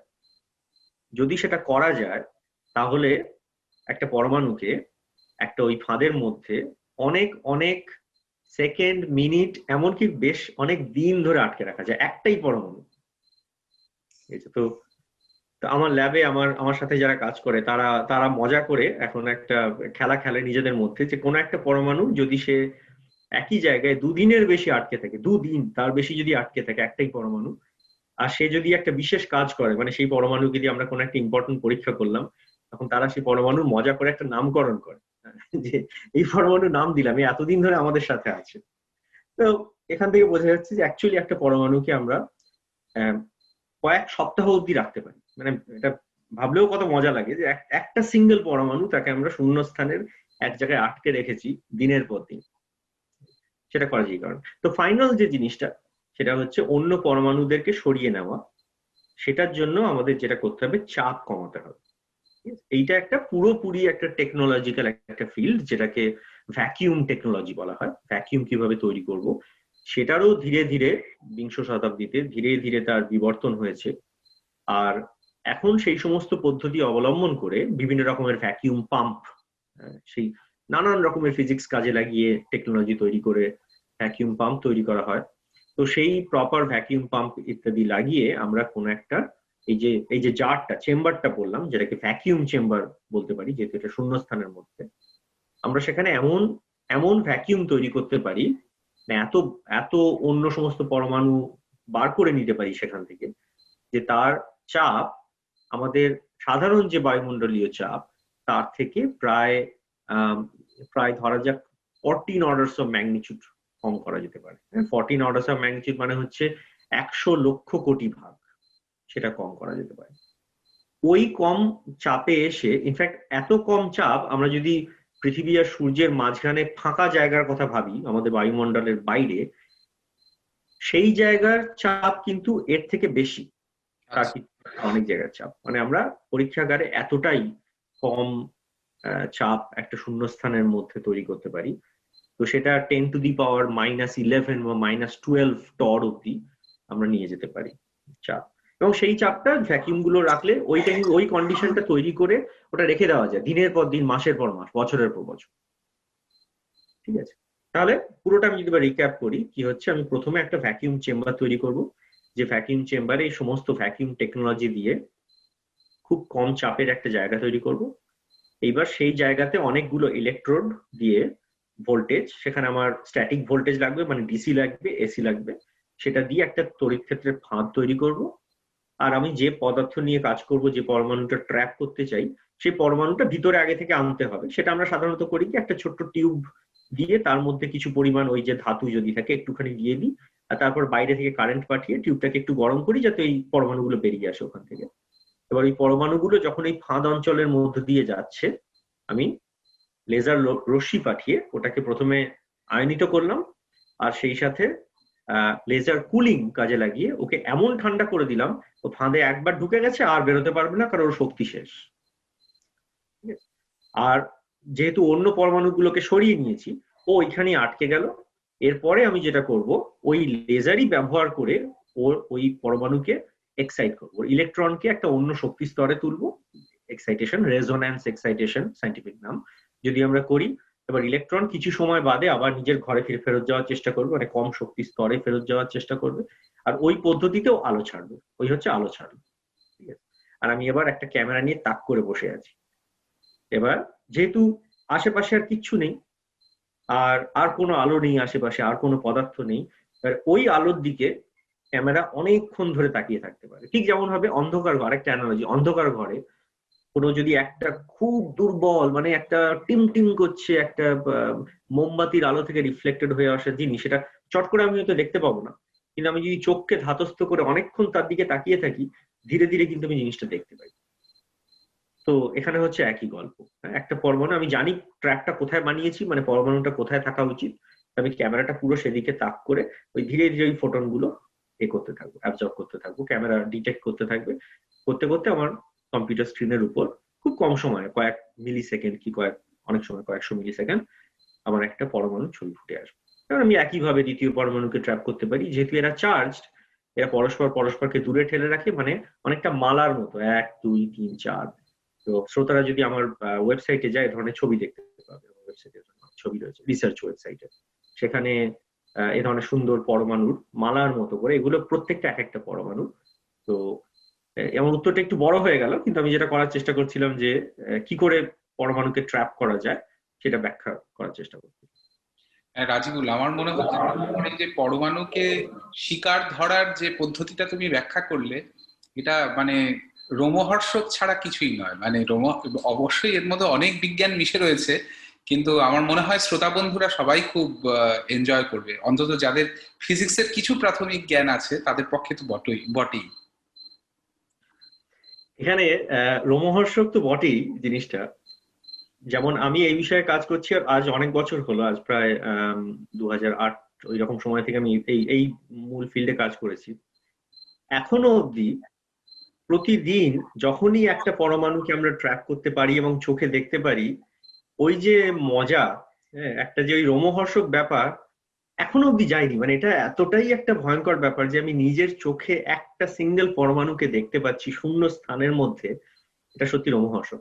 আরেকটা মজার ব্যাপার হচ্ছে যে আমরা মানে বিজ্ঞানে ধীরে ধীরে হাঁটতে হাঁটতে বিজ্ঞান কতটা এগোয় তার একটা প্রমাণ এই যে গল্পটা আমি বললাম একটু আগে, একটা পরমাণুকে ট্র্যাপ করার, ফাঁদে ফেলার গল্পটা, বা আমরা ল্যাবরেটরিতে যখন করি, এই পুরো জিনিসটা করতে, ধরা যাক আমি সকালবেলা ল্যাবরেটরিতে এলাম, সবকিছু বন্ধ, আমরা কতগুলো লেজার সুইচ অন করলাম, আমাদের কম্পিউটার কন্ট্রোল সেগুলো সুইচ অন করলাম, তারপরে পুরো জিনিসটা করতে লেজার একটু টুইক করতে ধরা যাক অনেক সময় আধ ঘন্টা সময় লাগতো ধরা যাক। তারপরে আমি একটা অ্যাটম ট্র্যাপ করলাম। তো এখানে মজার ব্যাপার হচ্ছে এই আধ ঘন্টা যেটা সব যন্ত্রপাতি টুইক করতে কাজে লাগলো, এই ট্র্যাপ করা অবধি আমরা কতগুলো বিজ্ঞানের মাইলস্টোন গবেষণা সেটাকে কাজে লাগাচ্ছি, সেটাও ভাবার বিষয়। এক বললাম লেজার কুলিং, যেটা মাইলস্টোন গবেষণা, যার জন্য বহু বিজ্ঞানী নোবেল প্রাইজ পেয়েছেন। অ্যাকচুয়ালি তিন সেট বিজ্ঞানীকে নোবেল প্রাইজ দেওয়া হয়েছে এই লেজার কুলিং সংক্রান্ত কাজের জন্য। দুই হচ্ছে লেজার ইটসেলফ, মানে লেজার একটা তো আমাদের মানব সভ্যতার ক্ষেত্রে একটা অন্যতম টেকনোলজিক্যাল মাইলস্টোন। লেজার দিয়ে পরমাণুকে যেমন ঠান্ডা করছি, সেমনি সার্জারিতে কাজে লাগাচ্ছি ইত্যাদি। 3 নম্বরে যে ক্যামেরার কথা বললাম, যে ক্যামেরা অ্যাকচুয়ালি খুব কম আলো দেখতে পায়, যেটাকে বলা হয় সিসিডি, বা আজকাল আরো নতুন টেকনোলজি আসছে, সিমস বা অন্যান্য ক্যামেরা, সেইগুলো হচ্ছে আরেকটা টেকনোলজিক্যাল মাইলস্টোন। তারপর এর মধ্যে আরো ডিটেল রয়েছে। আমি যে পরমাণুটার কথা বললাম, ইটারবিয়াম পরমাণু, সেই ইটারবিয়াম পরমাণুর জন্য যে লেজার ব্যবহার করতে হয়, সেই লেজারের তরঙ্গ দৈর্ঘ্য খুব কম, অর্থাৎ এটাকে আল্ট্রাভায়োলেট লেজার বলা হয়। এই আল্ট্রাভায়োলেট বা ব্লু আলো বা নীল বা আম, অতি অতি বেগুনি যেটাকে বলা হয় আল্ট্রাভায়োলেট, সেই আলো কি করে তৈরি করতে হয় লেজার, সেটা আরেকটা মাইলস্টোন হুম। পদার্থবিজ্ঞানে। আবার এই যে আলোটা আমি পাঠাচ্ছি অ্যাটমের কাছে আমার ল্যাবরেটরিতে, এক জায়গায় লেজার, সেখান থেকে আলোককে আমি আলো বার করে তাকে কন্ট্রোল করে আলোককে পাঠাচ্ছি, সেখানে ব্যবহার করা হয় অপটিক্যাল ফাইবার। এই অপটিক্যাল ফাইবার হচ্ছে আরেকটা টেকনোলজিক্যাল মাইলস্টোন, যেটা দিয়ে এখন আমাদের যোগাযোগ ব্যবস্থা সেটাই বিপ্লব ঘটেছে। আমরা এত হাই ব্যান্ডউইথ 4G 5G এগুলো করতে পারছি, বা এক জায়গা থেকে আরেক জায়গায় এত সুন্দরভাবে কল করতে পারছি, তার কারণ ভালো কোয়ালিটির অপটিক্যাল ফাইবার। তো এটা খুব মজা যে আমরা এখন অতি সহজে কিছুক্ষণের মধ্যেই ল্যাবরেটরি সবকিছু সুইচ অন করার ফলে আমরা একটা পরমাণুকে ট্র্যাপ করতে পারি, কিন্তু এইটার পিছনে এতগুলো সায়েন্টিফিক মাইলস্টোন দাঁড়িয়ে রয়েছে। আর আমরা এই প্রত্যেকটাকে একটু একটু করে ব্যবহার করে এবং সবকটাকে একসাথে ব্যবহার করে তবেই এমন একটা রোমহর্ষক কাজ করতে পারি। এটা এটা আমার কাছে খুব মজা লাগে। না, অবশ্যই, মানে এ নিয়ে কোনো সন্দেহ নেই যে এটা মানে রোমহর্ষক বললেও কম বলা হবে। তো যাই হোক রাজিবুল, এর থেকেই আমার পরবর্তী যে প্রশ্নটা সেটা উঠে আসছে, যে সেটা হচ্ছে যে তুমি আমাদের ব্যাখ্যা করলে যে কিভাবে আমরা একটা একলা পরমাণুকে ফাঁদ পেতে ধরতে পারি। তো সেই গল্পের পরে এবারে দ্বিতীয় প্রশ্ন হচ্ছে যে হ্যাঁ সে তো করলাম, এবারে কিন্তু কথাটা হচ্ছে যে এর যে ব্যবহারটা বা এর যে ধর্মটা, সেটা যে কোয়ান্টাম ধর্ম দেখাচ্ছে, সেটা আমরা কি করে বুঝবো? চমৎকার। সেইটা আবার আমরা কিন্তু আলো দিয়েই করব, সেই সেই ধর্মটা বলবো। অর্থাৎ পরমাণু আমার ট্র্যাপ হয়ে গেল, এরপরে আমরা যেটা করব যে সেই পরমাণুর উপরে এই ভ্যাকিউম যে চেম্বারটা তৈরি করেছে, আসলে ভ্যাকিউম চেম্বারটা মূলত স্টিলের হয়, স্টেনলেস স্টিল, কিন্তু এর মাঝখানে কিছু কিছু কাঁচের জানলা লাগানো থাকে, যেটাকে ভ্যাকিউম উইন্ডো বলা হয়। সেগুলো দিয়ে আমি লেজার গুলো নিতে পারি। এইবার আমি করব কি, যে এত কম তাপমাত্রায় এই পরমাণুগুলোর উপরে পরীক্ষা নিরীক্ষা করার জন্য আমি আরো লেজার রশ্মি পাঠাবো। এবার কি ধরনের পরীক্ষা নিরীক্ষা, এই জায়গাটা বিভিন্ন ল্যাবের ক্ষেত্রে আলাদা হবে, কে কেমন ধরনের কোয়ান্টাম পরীক্ষা করতে পারে। তো আমরা যে যেরকম পরীক্ষা নিরীক্ষা করি, মোটামুটি ভাবে কোয়ান্টাম কম্পিউটেশন সেই কোয়ান্টাম ইনফরমেশন প্রসেসিং সেই কমিউনিটিটা, সেই রিসার্চ গোষ্ঠীটা যে যে ধরনের পরীক্ষা নিরীক্ষা করে, সেখানে আমরা করি কি, প্রথমে এই যে ট্র্যাপড আয়ন, আমি এবার পরমাণু না বলে আয়নই বলছি, ট্র্যাপড আয়ন, সেই আয়নের ইলেকট্রনের যে শক্তি স্তরগুলো রয়েছে, আমরা প্রথমে করি কি, এই শক্তি স্তরের মধ্য থেকে দুটো শক্তি স্তরকে চিহ্নিত করি, যে দুটো শক্তি স্তরে ইলেকট্রনগুলো ওয়েল বিহেভ, মানে হচ্ছে এই শক্তি স্তরগুলো মানে টেকনিক্যাল টার্মে এগুলো স্টেবল এনার্জি স্টেট। ঠিক আছে? তো সেই ধরনের, যেমন আমাদের ক্ষেত্রে আমরা করি কি, ইলেকট্রনগুলোর কিছু শক্তি স্তর থাকে যেগুলোকে হাইপারফাইন হাইপারফাইন স্টেট বলা হয়। ঠিক আছে?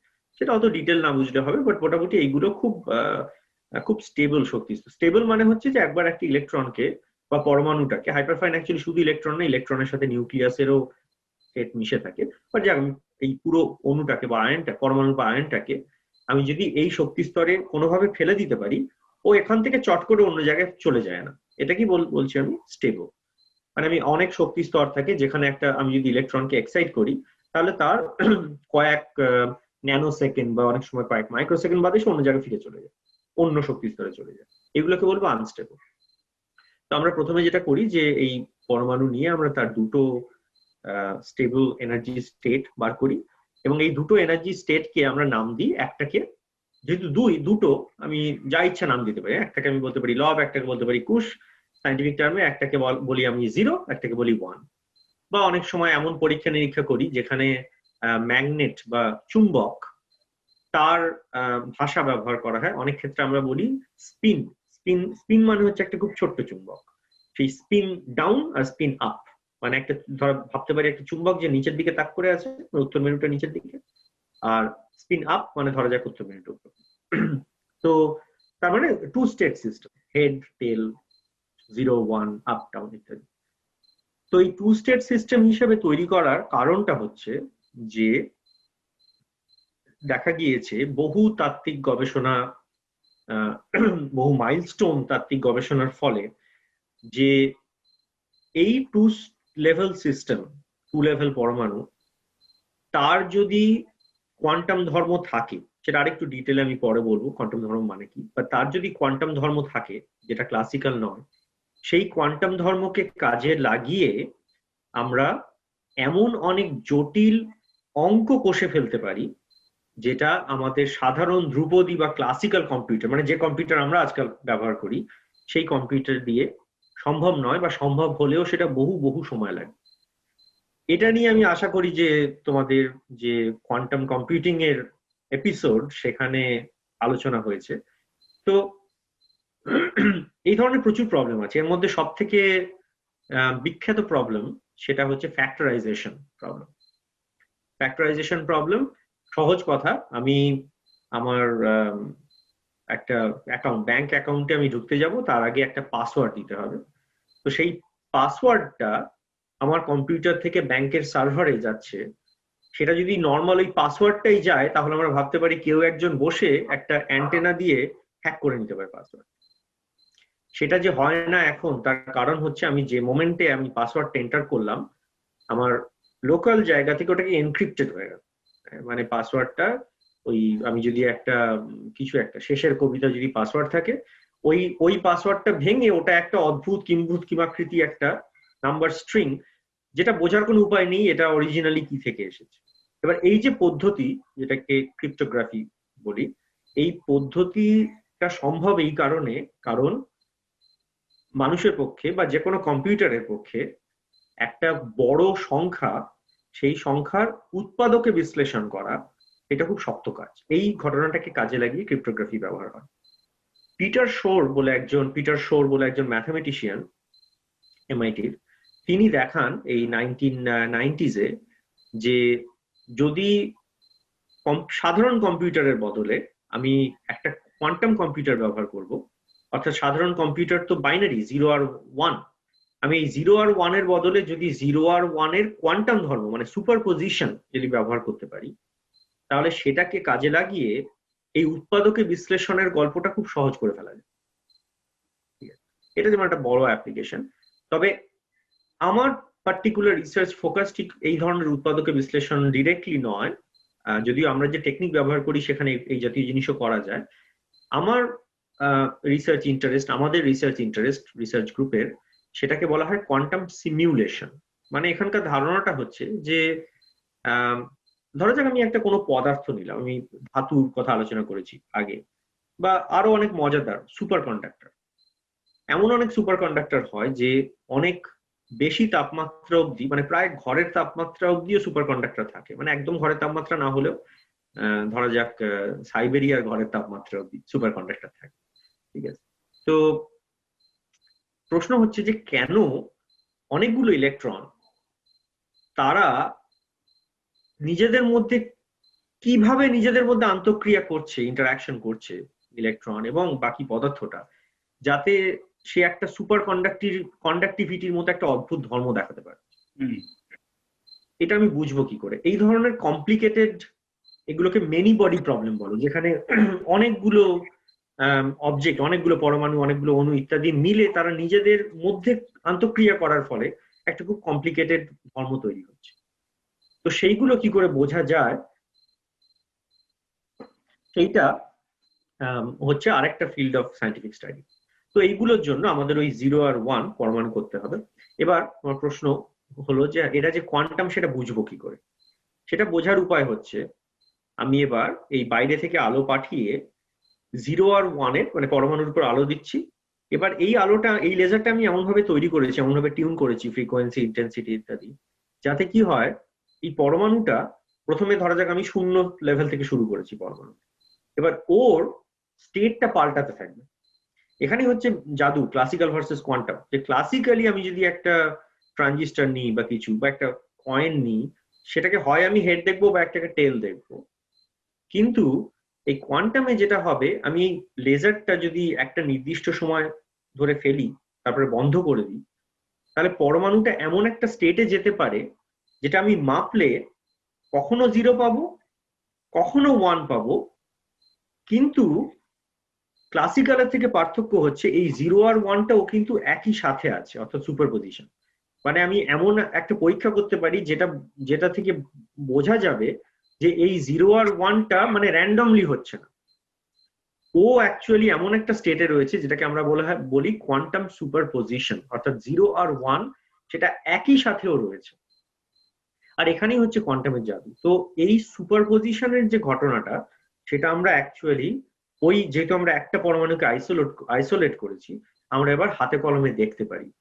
অনেকটা আন্ডারগ্রাজুয়েট কোয়ান্টাম মেকানিক্স পড়ার সময় যেমন আন্ডারগ্রাজুয়েট স্টুডেন্টরা 2 লেভেল অসিলেশন বা এই জাতীয় জিনিসপত্রগুলো শেখে, সেইগুলো আমরা এবার কিন্তু যেহেতু আমরা পরমাণুকে একটা নির্দিষ্ট স্টেটে তৈরি করতে পারি, তা সে যথেষ্ট পরিমাণ ঠান্ডা, লেজার রয়েছে তাকে কন্ট্রোল করা যায় এবং তার ছবি তোলা যায়, এবং ছবিটা আমি এমন ভাবে তুলতে পারি যে সেই পরমাণুটা যদি স্টেট 1-এ থাকে তাহলে তার থেকে আলো বেরোবে, আর স্টেট 0-তে থাকে তার থেকে আলো বেরোবে না। তার মানে আমি যদি একটা ক্যামেরা দিয়ে ছবি তুলি, তাকে যদি দেখতে পাই আমি বলবো সে স্টেট 1-এ আছে, দেখতে না পেলে স্টেট 0-তে আছে। আর এবার কোয়ান্টাম সুপারপজিশন আমি এইভাবে আমি দেখতে পারি। তো এই ধরনের কোয়ান্টাম কনসেপ্ট যেগুলো সুপারপজিশন, সেইগুলোকে হাতে কলমে এইবার এই এক্সপেরিমেন্ট থেকে দেখা যায়। এখানে হ্যাঁ, মানে রাজিবুল, এই প্রসঙ্গে আমি জাস্ট বলি যে আমাদের এই আগের পর্বে যে হয়েছে তোমার কোয়ান্টাম প্রযুক্তি নিয়ে আলোচনা, তো সেখানে এই কথাগুলো সব উঠে এসেছিল যে ক্লাসিক্যালের থেকে কোয়ান্টাম কিভাবে আলাদা, বিশেষ করে এই সুপারপজিশন প্রিন্সিপল যে তুমি যেটা বললে যে যার উপর ভিত্তি করে আমাদের এই ব্যাংকিং এর সুরক্ষা ব্যবস্থা ইত্যাদি সমস্ত কিছু নির্ভর করছে, এবং তার সাথে অবশ্যই মৌলিক গুণনীয়কের ব্যাপারটাও আছে।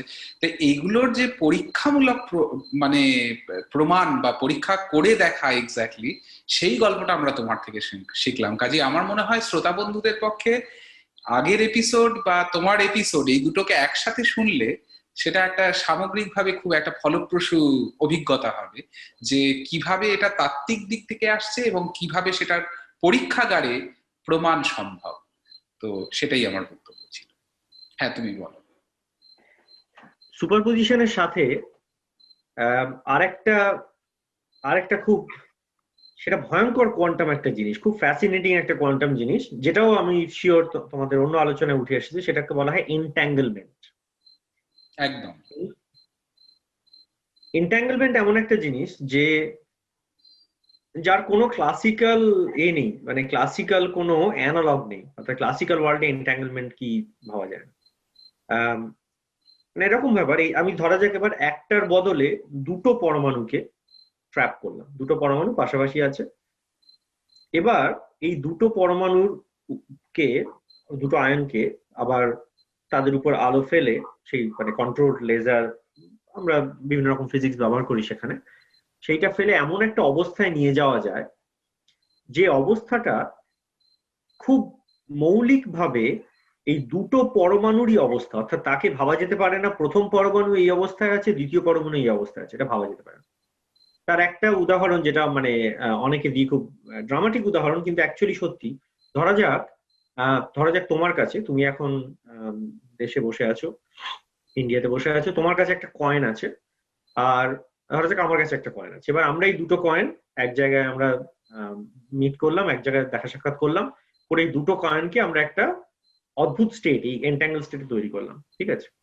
এইবার আমরা এই কয়েন দুটো নিয়ে তুমি গুয়াহাটিতে চলে গেলে, আর আমি সেই কয়েনটা নিয়ে আমার এখানে ওয়াটারলুতে চলে এলাম, ঠিক আছে? এইবার তুমি কয়েনটা টস করলে। এবার এনট্যাঙ্গেলমেন্টের মজা হচ্ছে যে তুমি যখন টস করলে, ধরা যাক তুমি হেড পেলে, তুমি যদি আমরা এই খেলাটা আবার করি, আবার দুজন একসাথে হয়ে আবার দুটো কয়েন তৈরি করলাম, আবার দুজন দুই জায়গায় চলে এলাম, তুমি আবার টস করলে, তুমি হয়তো সেখানে টেল পেলে। মানে তুমি একা যদি তোমার কয়েনের দিকে তাকাও, বারবার করে একই স্টেটের উপর মেজারমেন্ট করো, তুমি কখনো হেড দেখবে কখনো টেল দেখবে, সেটা তোমার কাছে র্যান্ডম মনে হবে। মানে তোমার মনে হবে এটা কি, মানে এটা নর্মাল একটা কয়েন যেমন হয়, কখনো হেড পাচ্ছি কখনো টেল পাচ্ছি। আমি এখানে বসে আমিও যদি আমার কয়েনের উপর এই এক্সপেরিমেন্টটা করি, আমিও একই জিনিস দেখবো, কখনো হেড পাচ্ছি কখনো টেল পাচ্ছি। মজার ব্যাপার হচ্ছে যদি আমরা আমাদের দুজনের ডেটা কোরিলেট করি, মানে এবার আমি ফোনে বা আমাদের যে ভিডিও কনফারেন্সিং এ কথা হচ্ছে, আমি জিজ্ঞেস করলাম এই তুমি কি পেলে, ধরা যাক তুমি তোমার এক্সপেরিমেন্টটা করলে, তুমি হেড পেলে, মজা হচ্ছে আমি স্টেট এমন ভাবে তৈরি করতে পারি, তুমি হেড যে মোমেন্টে পেলে, আমি তখন হয়তো কয়েন টস করিনি, কিন্তু 100% শিওর আমি কয়েন টস করলে আমি টেল পাবো। আচ্ছা, এটা যে কত ভয়ঙ্কর জিনিস, এই এটা এটা এটা কোন মোমেন্টে 100% শিওর হলো? যে মোমেন্টে তুমি হেডটা দেখতে পেলে। এবার এটা কি ভয়ঙ্কর জিনিস ভেবে দেখো, যে তুমি ভাবতে পারো যে কে আমার কয়েনটাকে এই খবরটা দিল যে এত দূরে অন্য কয়েনটা টস করে হেড পাওয়া গেছে। এটাই অদ্ভুত। তো এই কিন্তু অবিশ্বাস্য। এটা হ্যাঁ, মানে এটা অবিশ্বাস্য একটা ব্যাপার। কোয়ান্টাম মেকানিক্সে এটা সম্ভব। অর্থাৎ আমি যদি এবার দুটো পরমাণু সাপেক্ষে ভাবি, আমি যদি প্রথম পরমাণুটাকে মাপি, কখনো 0 পাবো, কখনো 1 পাবো।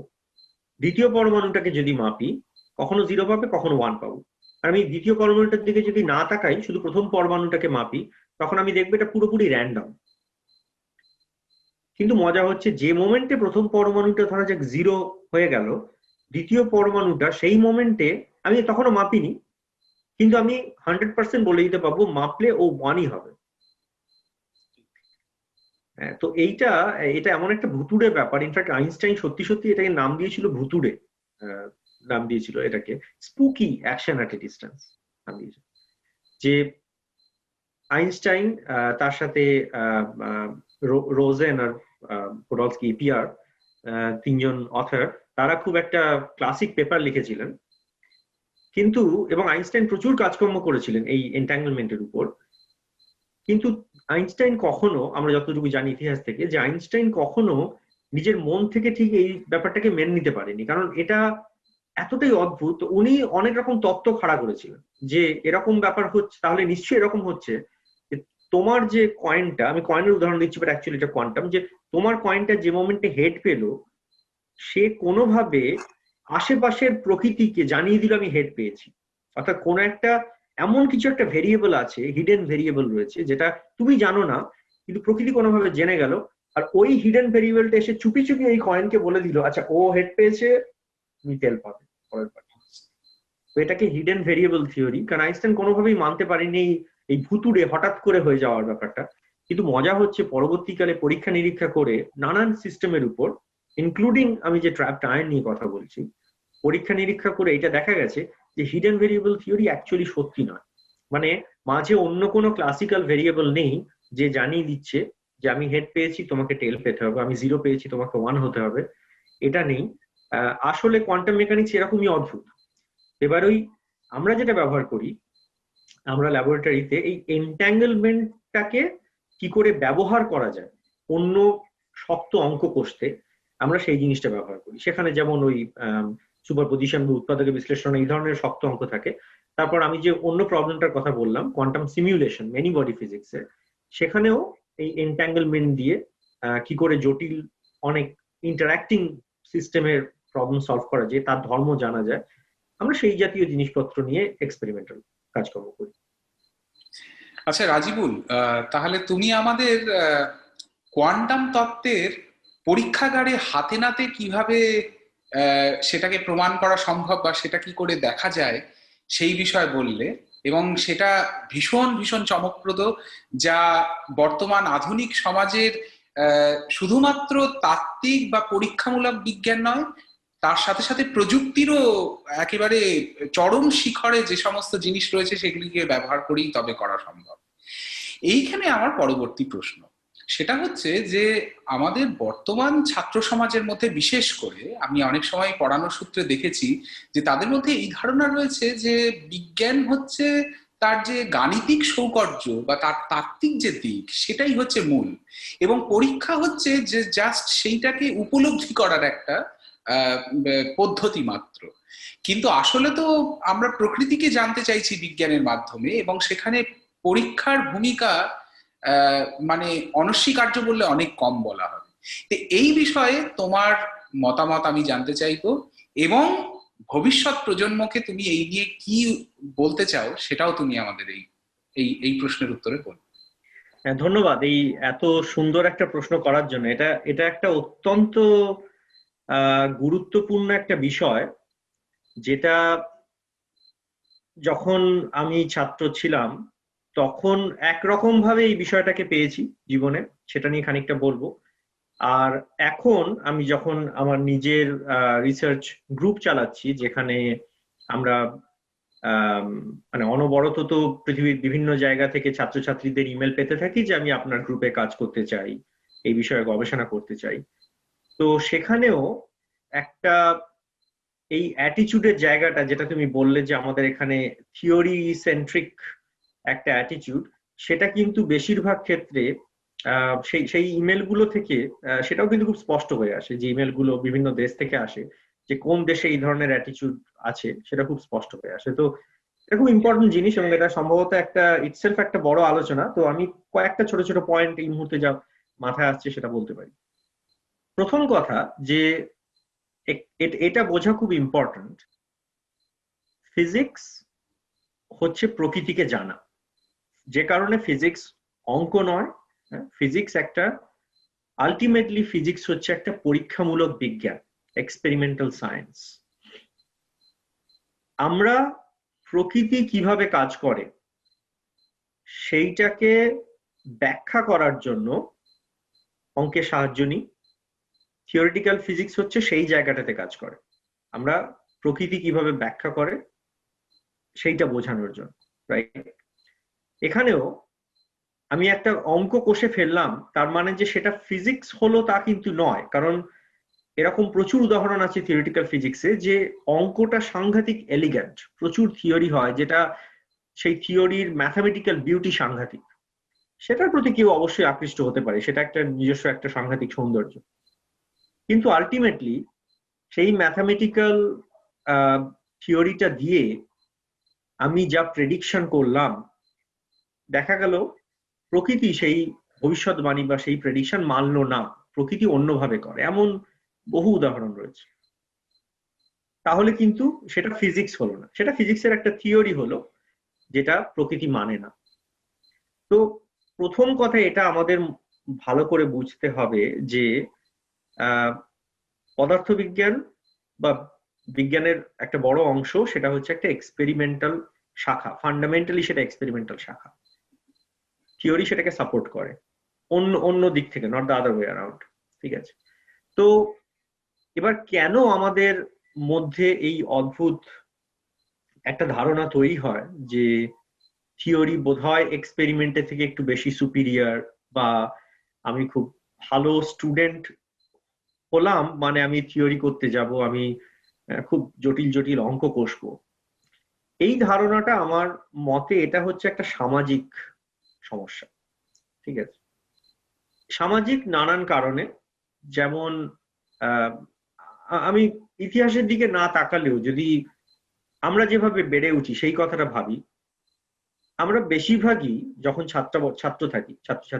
ছাত্রছাত্রী অবস্থায়, তখন আমরা সাধারণত প্রভাবিত হই আমাদের আশেপাশে যারা আমাদের গুরুস্থানীয় এবং যারা সাকসেসফুল হয়েছেন, আমরা তাদেরকে দেখে প্রভাবিত হই স্বাভাবিকভাবেই।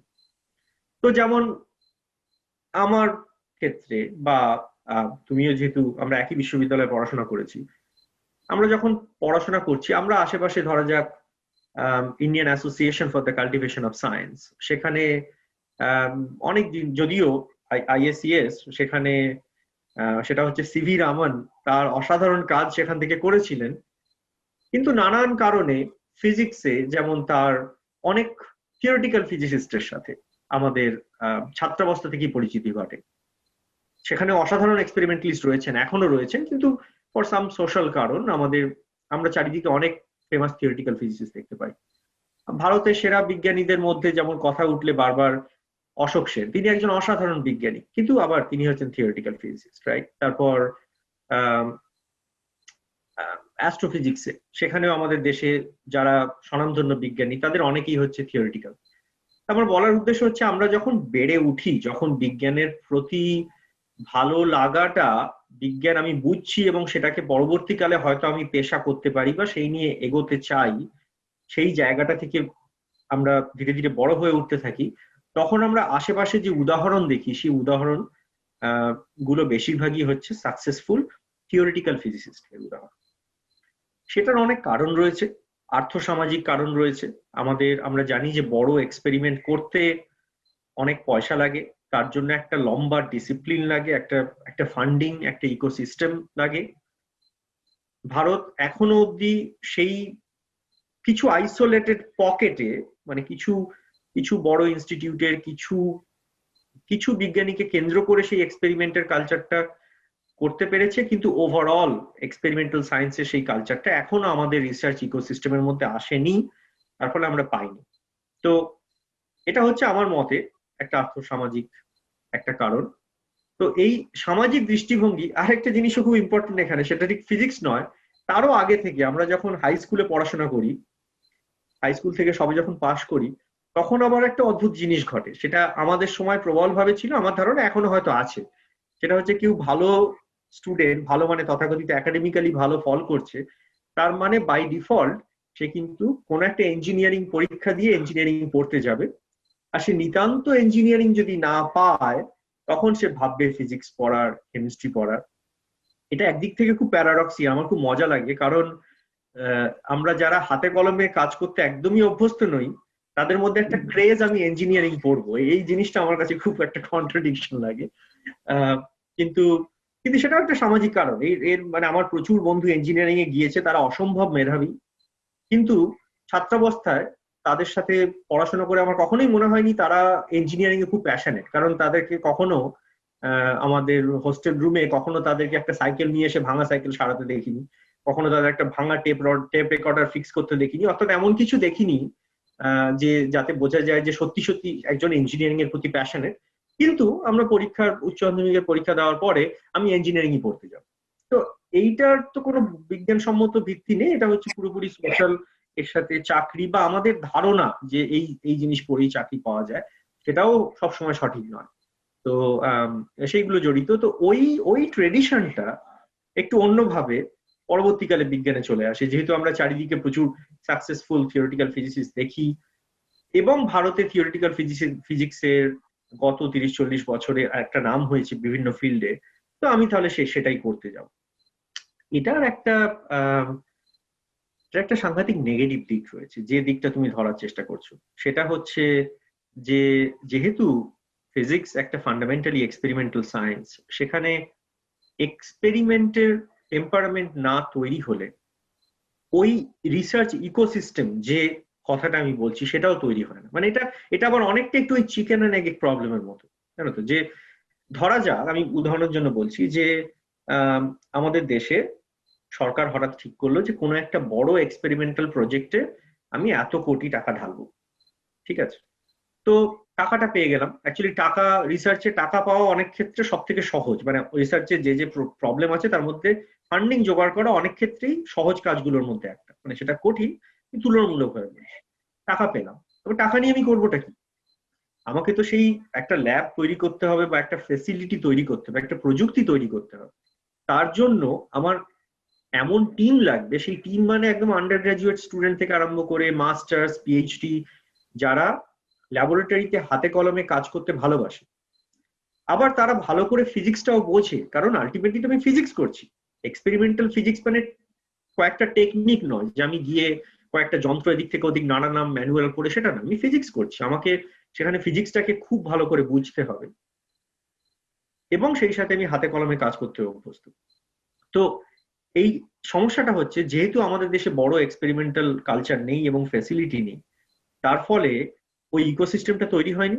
আবার যেহেতু এই ইকোসিস্টেমটা তৈরি হয়নি, অর্থাৎ প্রচুর সংখ্যক ছাত্রছাত্রী তারা স্কুল কলেজ লাইফ থেকে হাতে কলমে কাজ করার জন্য প্যাশনেট নয়, তার ফলে পয়সা থাকলেও ওই ইকোসিস্টেমটা তৈরি হতে প্রচুর সময় যাচ্ছে। যেমন বর্তমান কালে উদাহরণ হিসেবে বলতে পারি যে কতগুলো খুব বড় লেভেলের প্রজেক্ট ইন্ডিয়াতে এসেছে। লাইগো, আমরা অনেকেই জানি লাইগো একটা খুব বড় এক্সপেরিমেন্টাল প্রজেক্ট, কিন্তু ওরাও, আমার ধারণা, আমি লাইগোর সাথে খুব একটা পরিচিত না, আমার কিছু কিছু জনের সাথে পরিচয় রয়েছে আমার লাইগোর। আমার ধারণা ওরাও একই প্রবলেম ফেস করবে, যে ফান্ডিং থাকলেও সেখানে এই ইকোসিস্টেমটা দরকার। এই প্রসঙ্গে আমার একটা উদাহরণ মনে পড়ে গেল, সেটা হচ্ছে যে ইন্ডিয়াতে ওই নিউট্রিনোর উপর একটা এক্সপেরিমেন্ট করার জন্য আইএনও বলে একটা প্রজেক্টের জন্য এরকম ভাবে পয়সা দেওয়া হয়েছিল সে বহু আগে, আমরা তখন পিএইচডি শেষ করছি, মানে 2009-2010 এরকম সময় হবে, যে তখন আমরা সবাই খুব উত্তেজিত যে আমাদের দেশে একটা এরকম বড় মাপের এক্সপেরিমেন্ট হতে চলেছে। আমি এখন কারণের মধ্যে যাব না, কিন্তু ঘটনা হচ্ছে সেই এক্সপেরিমেন্টটা এখনো আজ পর্যন্ত সেই এক্সপেরিমেন্টাল ফেসিলিটি তৈরি হয়ে উঠতে পারেনি। তো এটা এই তুমি যে কথাটা বললে সেইটা সূত্র ধরেই হয়তো এটা উদাহরণটা দেওয়ার মতন বলে আমার মনে হয়। একদম একদম একদম ঠিক কথা, মানে সেটার একটা রাইট স্পেসিফিক কারণে না গিয়ে এটা হচ্ছে একটা জেনারেল প্রবলেম ইনফ্রাস্ট্রাকচার তৈরি করতে। এটা আমরা বিশ্বের প্রায় সব জায়গাতে দেখেছি, জানো তো, যে যে সমস্ত জায়গাতে বড় বড় এক্সপেরিমেন্টাল হাব তৈরি হয়েছে সেই জায়গাগুলোতে ওই শুরু তৈরি করার জায়গাটা একটা স্ট্রাগল পিরিয়ডের মধ্যে দিয়ে যায়। যেমন আমি এখন যে গবেষণাগারে কাজ করি, institute for quantum computing, university of Waterloo, এখানে আমাদের এই কোয়ান্টাম ইনফরমেশন এইটা নিয়ে আমাদের এখন 32টা রিসার্চ গ্রুপ রয়েছে, one of the largest institute anywhere. তো তার মধ্যে 15-16টা রিসার্চ গ্রুপ কিন্তু এক্সপেরিমেন্টাল। তো এখানেও আমরা যেটা দেখি যে শুরুতে ওই স্ট্রাগল, যদি মাত্র একজন বা দুজন এক্সপেরিমেন্ট করে, তাহলে ওই বড় এক্সপার্টিজ বা স্টুডেন্ট তৈরি হচ্ছে, ওভারঅল যে নলেজ এবং টেম্পারামেন্ট একটা সায়েন্টিফিক ডিসিপ্লিনের প্রতি, সেইটা থাকে না। এবার যে মোমেন্টে ধীরে ধীরে বাড়তে থাকে তখন জিনিসগুলো তুলনামূলকভাবে অনেক সহজ হয়ে যায়। তো তো হ্যাঁ, মানে আমার মূল কথা হচ্ছে সেটাই যে এক্সপেরিমেন্টাল সায়েন্স এটাকে অবহেলা করলে একটা দেশের বিজ্ঞান এগোতে পারে না।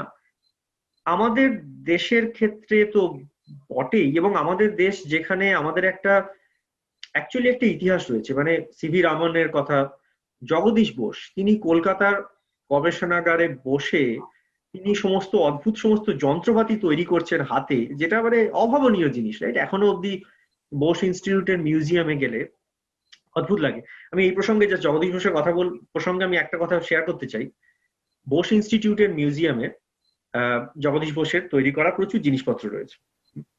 তো সেখানে কিছু জিনিস দেখে মানে আমি জাস্ট হাঁ করে গিয়েছি যে কি করে ভদ্রলোক এই জিনিসটা, মানে এটা মাথায় এলো কি করে। যেমন মাইক্রোওয়েভ নিয়ে উনি যখন গবেষণা করছেন তখন মাইক্রোওয়েভের পোলারাইজেশন সেটা কন্ট্রোল করার জন্য উনি করছেন কি, যে পাট, জুট, সেই পাটের উনি একটা তাল মতো তৈরি করেছেন, সেইটা নাকি মাইক্রোওয়েভের পোলারাইজেশনকে কন্ট্রোল করে।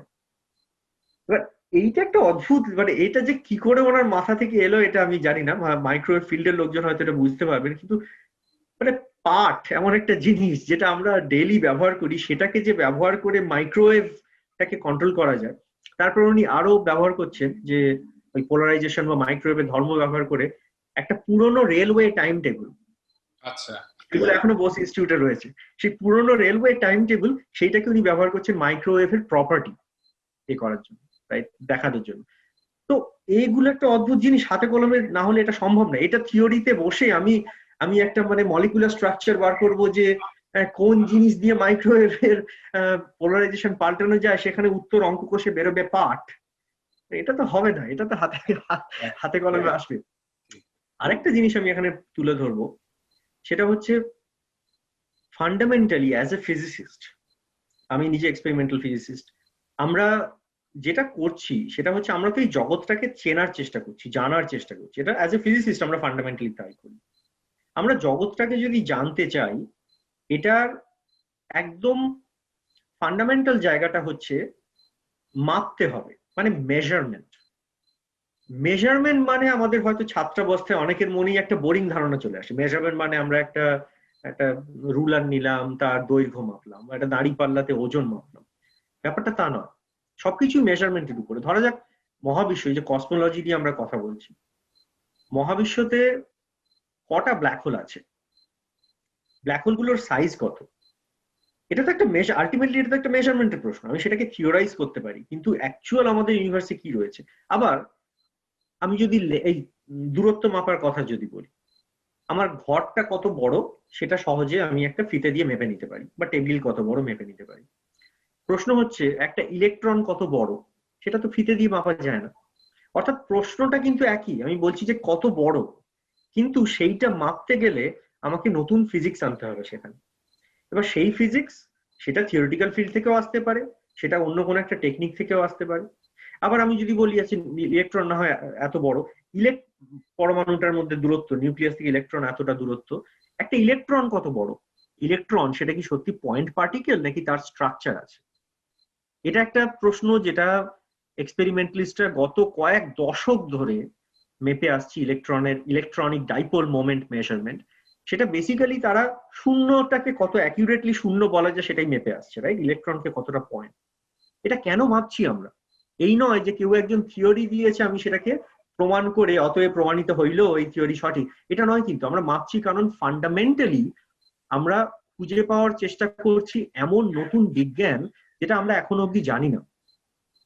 অর্থাৎ ইলেকট্রনের যদি আমরা আলটিমেটলি পাই যে এর ইলেকট্রন ডাইপোল মোমেন্ট এই লেভেলে, আমি যদি সেটা খুব প্রিসাইজলি মাপতে পারি, যেটা ধরা যাক কনসিস্টেন্ট উইথ একটা পয়েন্ট পার্টিকেল নয়, তার একটা স্ট্রাকচার আছে, সেটা তো বিজ্ঞান একটা রেভলিউশন। মানে সেটা আমাদের পুরো জগৎকে যেভাবে চিনি একটা রেভলিউশন।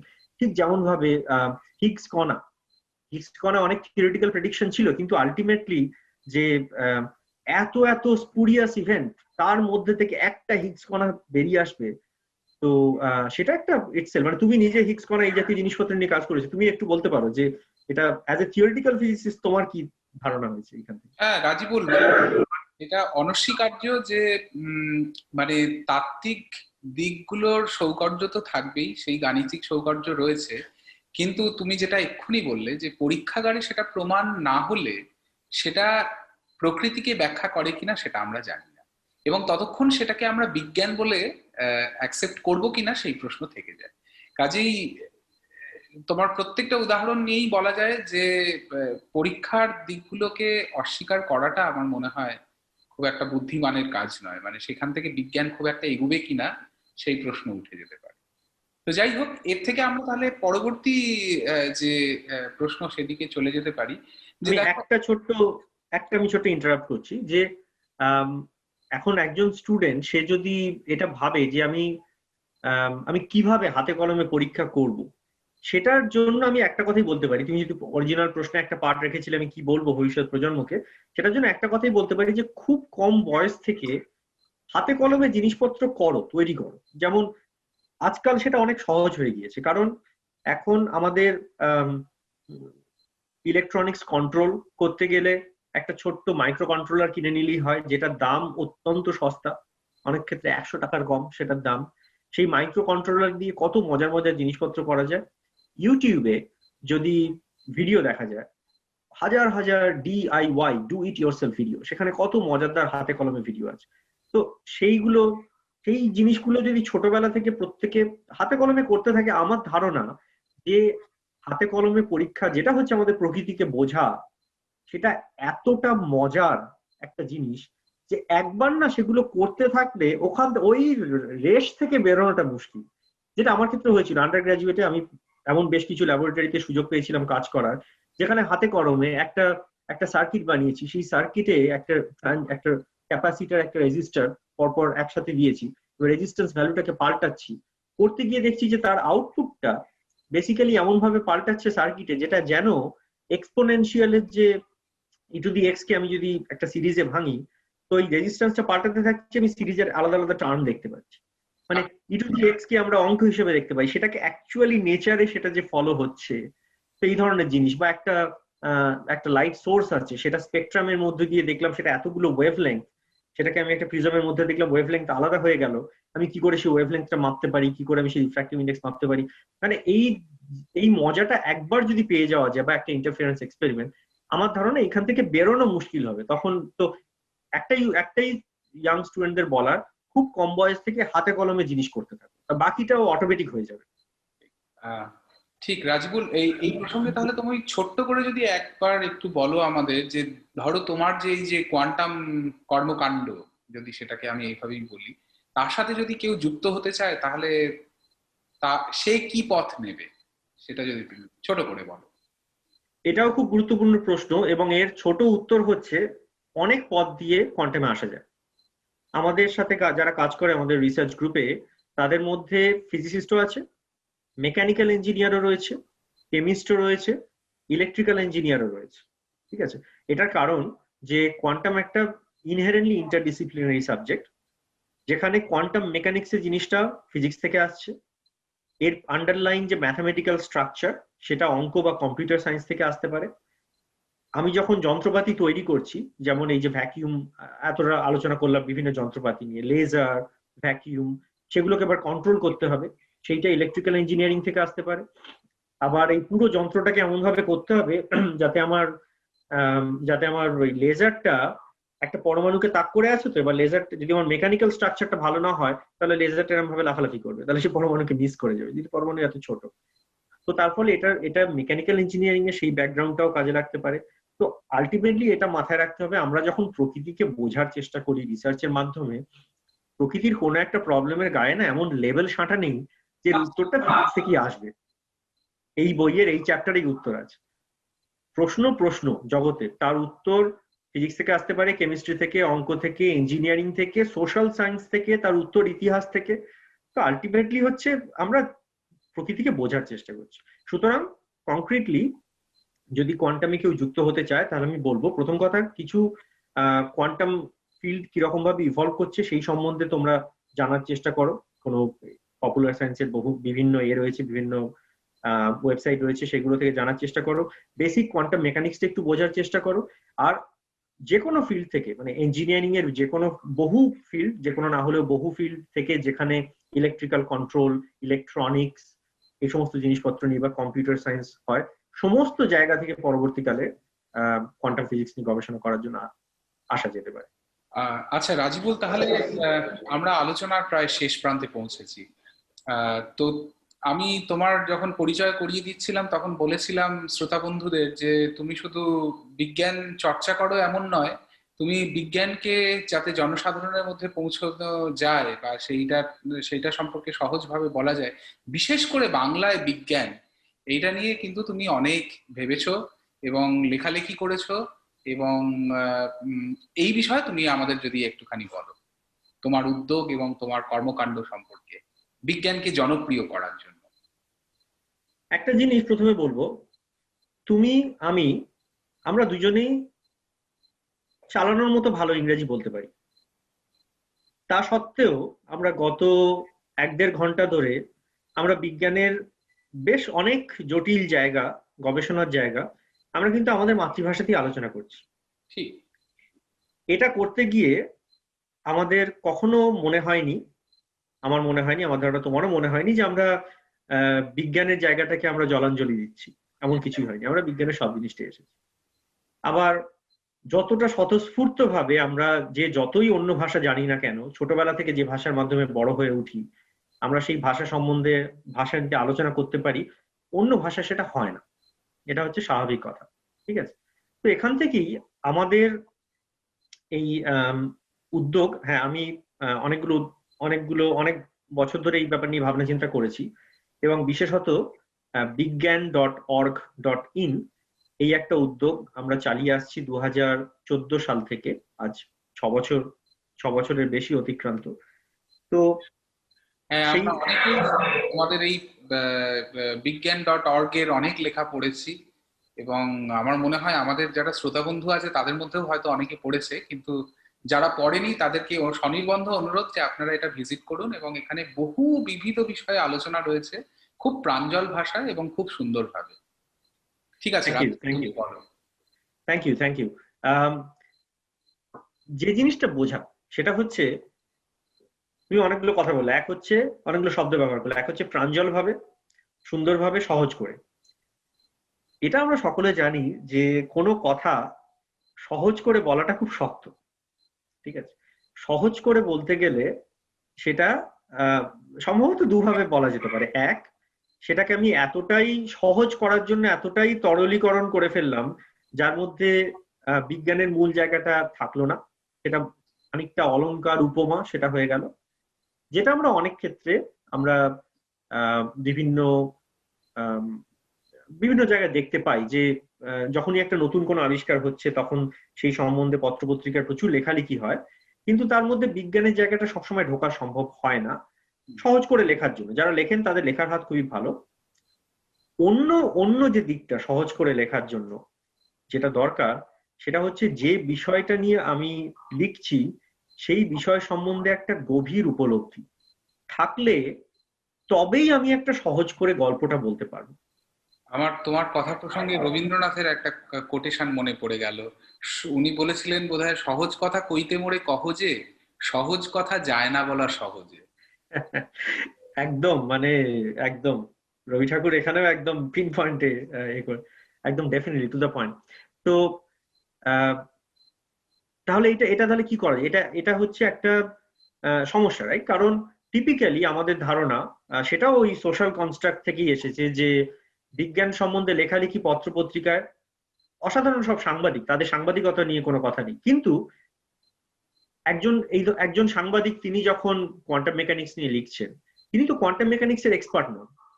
কাজেই একজন বিজ্ঞানী যিনি তার জীবনে 10 বছর, 20 বছর, 30 বছর কোয়ান্টাম মেকানিক্স নিয়ে হাতে কলমে কাজ করছেন, তিনি যত সহজে কোয়ান্টাম মেকানিক্স এর মূল জায়গাটাকে ধরতে পারবেন, একজন যে সেই বিষয়ে কাজ করে না, তার কাছে কিছু শব্দ, সে হয়তো আন্ডার গ্রাজুয়েটে হয়তো একটা কোর্স করেছে, বা কিছু সুপারপজিশন, এন্ট্যাঙ্গলমেন্ট, কিছু শব্দ, সেই শব্দের বাইরে তার গভীরতা নেই, সে কি করে আরেকজনকে ব্যাখ্যা করতে পারবে সহজ করে?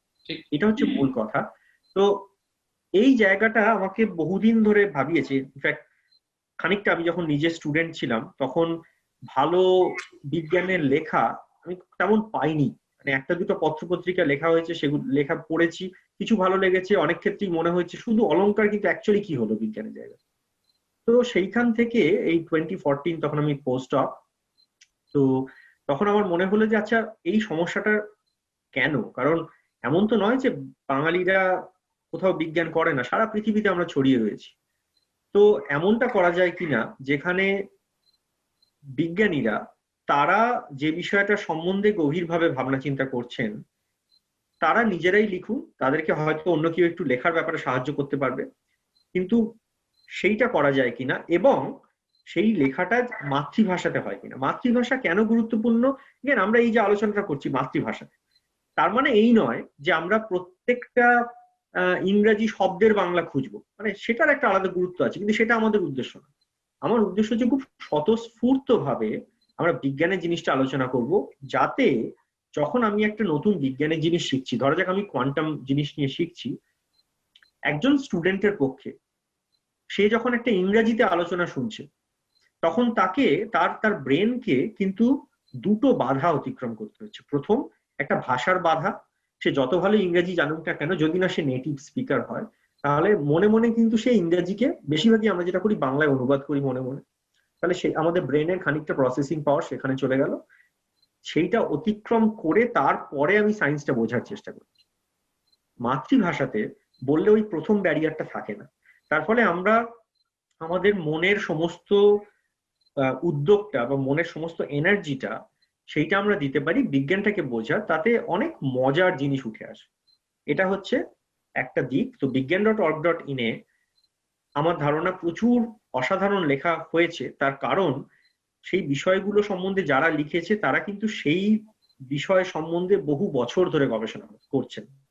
সেখানে যেমন আমরা নিউটনের সূত্র নিয়েও লেখা লিখেছি, তেমনি আবার আর্টিফিশিয়াল ইন্টেলিজেন্স নিয়েও লেখা লিখেছি, বিবর্তনের দিক নিয়ে লেখা লিখেছি। এদের বহু লেখা হচ্ছে অলমোস্ট রিসার্চের ফ্রন্টিয়ার ফিল্ডে, সহজ করে। তো আমার আশা হচ্ছে শ্রোতা বন্ধুরা আপনারা পড়বেন এবং অন্যদেরকে শোনাবেন, জানাবেন। এটা হচ্ছে একটা দিক, সহজ করে বিজ্ঞান। এখানে আরেকটা বড় সামাজিক দিক আছে, যেটা আমি ধরার চেষ্টা করব, যে আমরা যারা পাশ্চাত্যে পড়াই বা পাশ্চাত্যে আমরা যারা গবেষণা করি, একটা দিক আমরা দেখি যে এখানে বিজ্ঞান এবং সমাজ, এই দুটোর মধ্যে একটা ওতপ্রোত সম্পর্ক জড়িয়ে আছে। সেই সম্পর্কটা কিভাবে, মানে সেটা শুধু কথার কথা নয়, সেটার জন্য প্রচুর পরিশ্রম করতে হয়। এখানে প্রায় প্রতিটা বড় ইউনিভার্সিটি, প্রতিটা রিসার্চ ইনস্টিটিউটে পাবলিক আউটরিচ একটা খুব ইম্পর্টেন্ট জিনিস। ইনফ্যাক্ট এটা এতটাই ইম্পর্টেন্ট যে এখন আমাদের যে রিসার্চ গ্র্যান্ট আসে, সেই রিসার্চ গ্র্যান্টের 1% আমাকে টাকা ব্যয় করতেই হয় আউটরিচের জন্য। মানে এটা হচ্ছে ম্যান্ডেটরি এখানে আমাকে। মানে যেমন আমি উদাহরণ, আমার একটা রিসার্চ গ্র্যান্ট আছে যেখানে হাই স্কুল, মানে সেটা কলেজে হলে হবে না, হাই স্কুল লেভেলে কিছু সংখ্যক স্টুডেন্টের উপর আমার একটা নির্দিষ্ট টাকা ব্যয় করতে হবে, তাকে এই রিসার্চ সম্বন্ধে কিছুটা জানানোর জন্য। এটা না হলে আমি ওই গ্র্যান্ট ব্যবহার করতে পারবো। এটা এতটা মানে প্রথম এতটা নিয়মে চলে গেছে, এতটা সুন্দর একটা সিস্টেমের মধ্যে এটা পুরোটা ফেলেছে, ওতপ্রোতভাবে জড়িত। ওতপ্রোতভাবে জড়িত, এটাই হচ্ছে রাইট। তো এর ফলে কি হয়? এর ফলে যেটা হয় যে একটা গবেষণাগার, সেখানে যে গবেষণা হচ্ছে সেটা সোসাইটিতে ইন ভ্যাকিউম কাজ করে না। আমরা যা করছি সব জটিল কথা সবাইকে বলার দরকার নেই, কিন্তু আমাদের মধ্যে যে একটা গবেষণার যে এক্সাইটমেন্ট আর ভবিষ্যতে কি প্রশ্ন ওপেন, যাতে এই স্টুডেন্টরা যখন আসছে সে পরবর্তীকালে সেই প্রশ্নগুলো নিয়ে কাজ করতে পারবে, সেইটা খুব সহজে ছড়িয়ে দেওয়া যায়। প্রচুর স্কুল স্টুডেন্ট সারাক্ষণ ভিজিট করতে থাকে আমাদের আমাদের এমপ্লয়ি রয়েছে ইনস্টিটিউটে, যারা প্রায় প্রতিটা মানে খুব টেকনিক্যাল বিষয় বাদ দিলে প্রায় প্রতিটা বড় রেজাল্ট যখন আমরা পাবলিশ করি সেইটার উপরে আলাদা একটা লেখা তৈরি করে, এমপ্লয়ি লেখা তৈরি করে, যেটা সায়েন্টিস্টরা রিভিউ করে দেয় সেই লেখার মধ্যে বিজ্ঞানসম্মত দিকটা ঠিক আছে কিনা। সেই লেখাটা যায় পাবলিক রিলিজের জন্য। সেই লেখাটা এমন ভাবে তৈরি করা হয় যাতে একটা হাই স্কুলের স্টুডেন্ট পড়ে বুঝতে পারে। ঠিক আছে, যদিও আলোচনা একটু দীর্ঘায়িত হচ্ছে, আমি একটা ছোট্ট গল্প বলতে চাই, খুব ইনস্ট্রাকটিভ গল্প। যে একবার আমি টরন্টো এয়ারপোর্ট থেকে ওয়াটারলুতে আসছি, টরন্টো এয়ারপোর্ট থেকে ওয়াটারলু 1 ঘন্টা মতো ট্যাক্সি রাইড। তো ট্যাক্সি যিনি চালাচ্ছেন তিনি বয়স্ক মানুষ, তিনি সারা জীবনই ট্যাক্সি চালিয়েছেন, খুব বেশি পড়াশোনা তার নেই। তো আসার পথে তিনি নানান রকম কথা বলছিলেন যে এই অঞ্চলে আগে প্রচুর বড় বড় ম্যানুফ্যাকচারিং ইন্ডাস্ট্রি ছিল, এখন ম্যানুফ্যাকচারিং ইন্ডাস্ট্রি নেই, মানে প্রচুর দুঃখ, অনেক মানে একটু হয় যেমন আগে অনেক ভালো ছিল এখন অনেক খারাপ হয়ে গেছে অনেক জায়গা, আমরা যেমন করি, উনি অনেক কিছু বলছিলেন। তো নানান রকম কথা শোনার পরে আমি শেষে যখন আমার বাড়ির প্রায় কাছে আসে তখন ওনাকে জিজ্ঞেস করলাম, আচ্ছা সবই কি তাহলে এই অঞ্চলে নেগেটিভ, মানে কিছু কি পজিটিভ নেই? উনি যে কথাটা বলেছিলেন আমি স্টান্ড হয়ে গেছিলাম। উনি বলেছিলেন, না আসলে এখানে এখন নতুন নতুন প্রচুর নতুন প্রযুক্তি, নতুন বিজ্ঞান নিয়ে জিনিস হচ্ছে যেগুলো আমরা বুঝতে পারবো না, কিন্তু আমাদের ভবিষ্যৎ প্রজন্মকে সেগুলো কাজে দেবে। তার উনি প্রথম উদাহরণ দিয়েছিলেন কোয়ান্টাম কম্পিউটেশন। আরে বাপরে, আমি জাস্ট যে একজন মানে যার কোয়ান্টাম সম্বন্ধে কোনো আইডিয়া নেই, একজন তিনি সারা জীবন একটা অন্য প্রফেশন, কমপ্লিট অন্য প্রফেশনে কাজ করেছেন, তাকে কোয়ান্টাম সুপারপজিশন বোঝানো দরকার নেই, তিনি সেটা বোঝানো না, এন্টাঙ্গেলমেন্ট বোঝার দরকার নেই, কিন্তু কোয়ান্টাম মেকানিক্স করে যে শুধুমাত্র সায়েন্টিফিক না একটা সমাজের উন্নতি হবে, তার ভবিষ্যৎ প্রজন্মের অর্থনৈতিক উন্নতি হতে পারে, এই জিনিসটা তিনি যে উপলব্ধি করেছেন, আমার ধারণা এটা একটা আইসোলেটেড উদাহরণ হলেও একটা বিশাল উদাহরণ যে এই যে ইকোসিস্টেম যে ওতপ্রোতভাবে জড়িত তার কিছুটা সুফল যে সেখানে পাওয়া গিয়েছে। ঠিক। আনফরচুনেটলি আমাদের দেশে এই ধরনের কিছু উদ্যোগ আইসোলেটেড ভাবে একটা দুটো থাকলেও ব্যাপকভাবে আমি দেখতে পাই না। অনেক রিসার্চ ইনস্টিটিউটের যারা খুব উচ্চ পদে রয়েছেন, যাদের সাথে আমার ব্যক্তিগত সম্পর্ক আছে, তাদের সাথে এই নিয়ে আমি বারবার কথা বলেছি, কিন্তু আলটিমেটলি কংক্রিট তেমন কিছু হয়নি এত অ্যাক্টিভলি উদ্যোগ। তো সেই জায়গা থেকে আমরা যারা করি, মানে আমার যেটা মনে হয়েছে যে আমাদের রিসার্চ কমিউনিটি আমরা যদি এগিয়ে আসতে পারি এই জায়গা থেকে, আমরা নিজেদের রিসার্চটাকে সহজ ভাষায়, যাতে লোকেদের ওই মধ্যে এক্সাইটমেন্টটা তৈরি হয়, সমাজে লোকের অ্যাটলিস্ট আলোচনার মধ্যে আনে, তাদের দৈনন্দিন আলোচনার মধ্যে আনে, তাহলে কি হবে ভবিষ্যতে, এটা একটা লং টার্ম প্রসেস, বাট ভবিষ্যতে হয়তো বিজ্ঞান সম্বন্ধে সমাজের একটা সচেতনতা হবে, যাতে ওই রকম একটা উদাহরণ আমি খুঁজে পাবো, ওই আমার ট্যাক্সি রাইডের মতো উদাহরণ। তো ওই মোটিভেশন থেকেই আমরা করি, এবং আমার সাপোর্ট লাগবে তোমাদের মতো, মানে যারা রিসার্চের বিভিন্ন জায়গা রয়েছে। বাট এই হচ্ছে কথা, বিজ্ঞান.org.in। ঠিক আছে রাজীবুল, তোমার সাথে অনেক কথা হলো এবং অনেক রকম দিকে কথা হলো, তোমার তাত্ত্বিক বিষয়ের পরীক্ষামূলক প্রায়োগিক দিক, এবং সেটাকে আমরা রোমহর্ষকই বলবো। সত্যি বলতে কি আমার মনে হয় শ্রোতা বন্ধুরা সবাই খুব এনজয় করবে। আর তারই একই সাথে সাথে যে বিজ্ঞানকে দেখার যে দৃষ্টিভঙ্গি, সেটা সম্পর্কেও তোমার থেকে আমরা অনেক কিছু শুনলাম। তো আজকে আমরা আমাদের অনুষ্ঠান শেষ করব। তো তোমাকে অসংখ্য ধন্যবাদ, তুমি আমাদের সময় দিলে, এবং আশা করব যে ভবিষ্যতেও তোমাকে আমরা আবার পাবো। তো পরিশেষে আমার একটা কথা মনে পড়ছে, এই আজকের এপিসোডের জন্য হয়তো এটা আরো বিশেষ করে মানানসই। সেটা হচ্ছে লুই পাস্তুরের একটা উক্তি, যে I implore you take some interest in those sacred dwellings called laboratories, where humanity grows greater, better, and stronger. অর্থাৎ ল্যাবরেটরির মধ্যে যে মানব সভ্যতার বিবর্তন আরো আরো সুন্দর এবং শক্তভাবে হচ্ছে, সেই কথা উনি বলতে চেয়েছেন। আমার মনে হয় শ্রোতা বন্ধুরা এর থেকে কিছু আহরণ করলে আমরা খুবই আনন্দ পাবো। আর তোমাকে অসংখ্য ধন্যবাদ আবারও। আর শ্রোতা বন্ধুরা, আপনাদেরও সকলকে ধন্যবাদ এই অনুষ্ঠান শোনার জন্য। আপনারা শুনতে থাকুন রেডিও কোয়ারান্টাইন কলকাতা, একাকী থেকো না অসময়। নমস্কার। অনেক ধন্যবাদ আমাকে ডাকার জন্য। নমস্কার। আপনারা শুনছেন রেডিও কোয়ারেন্টাইন কলকাতা, একাকী থেকো না অসময়।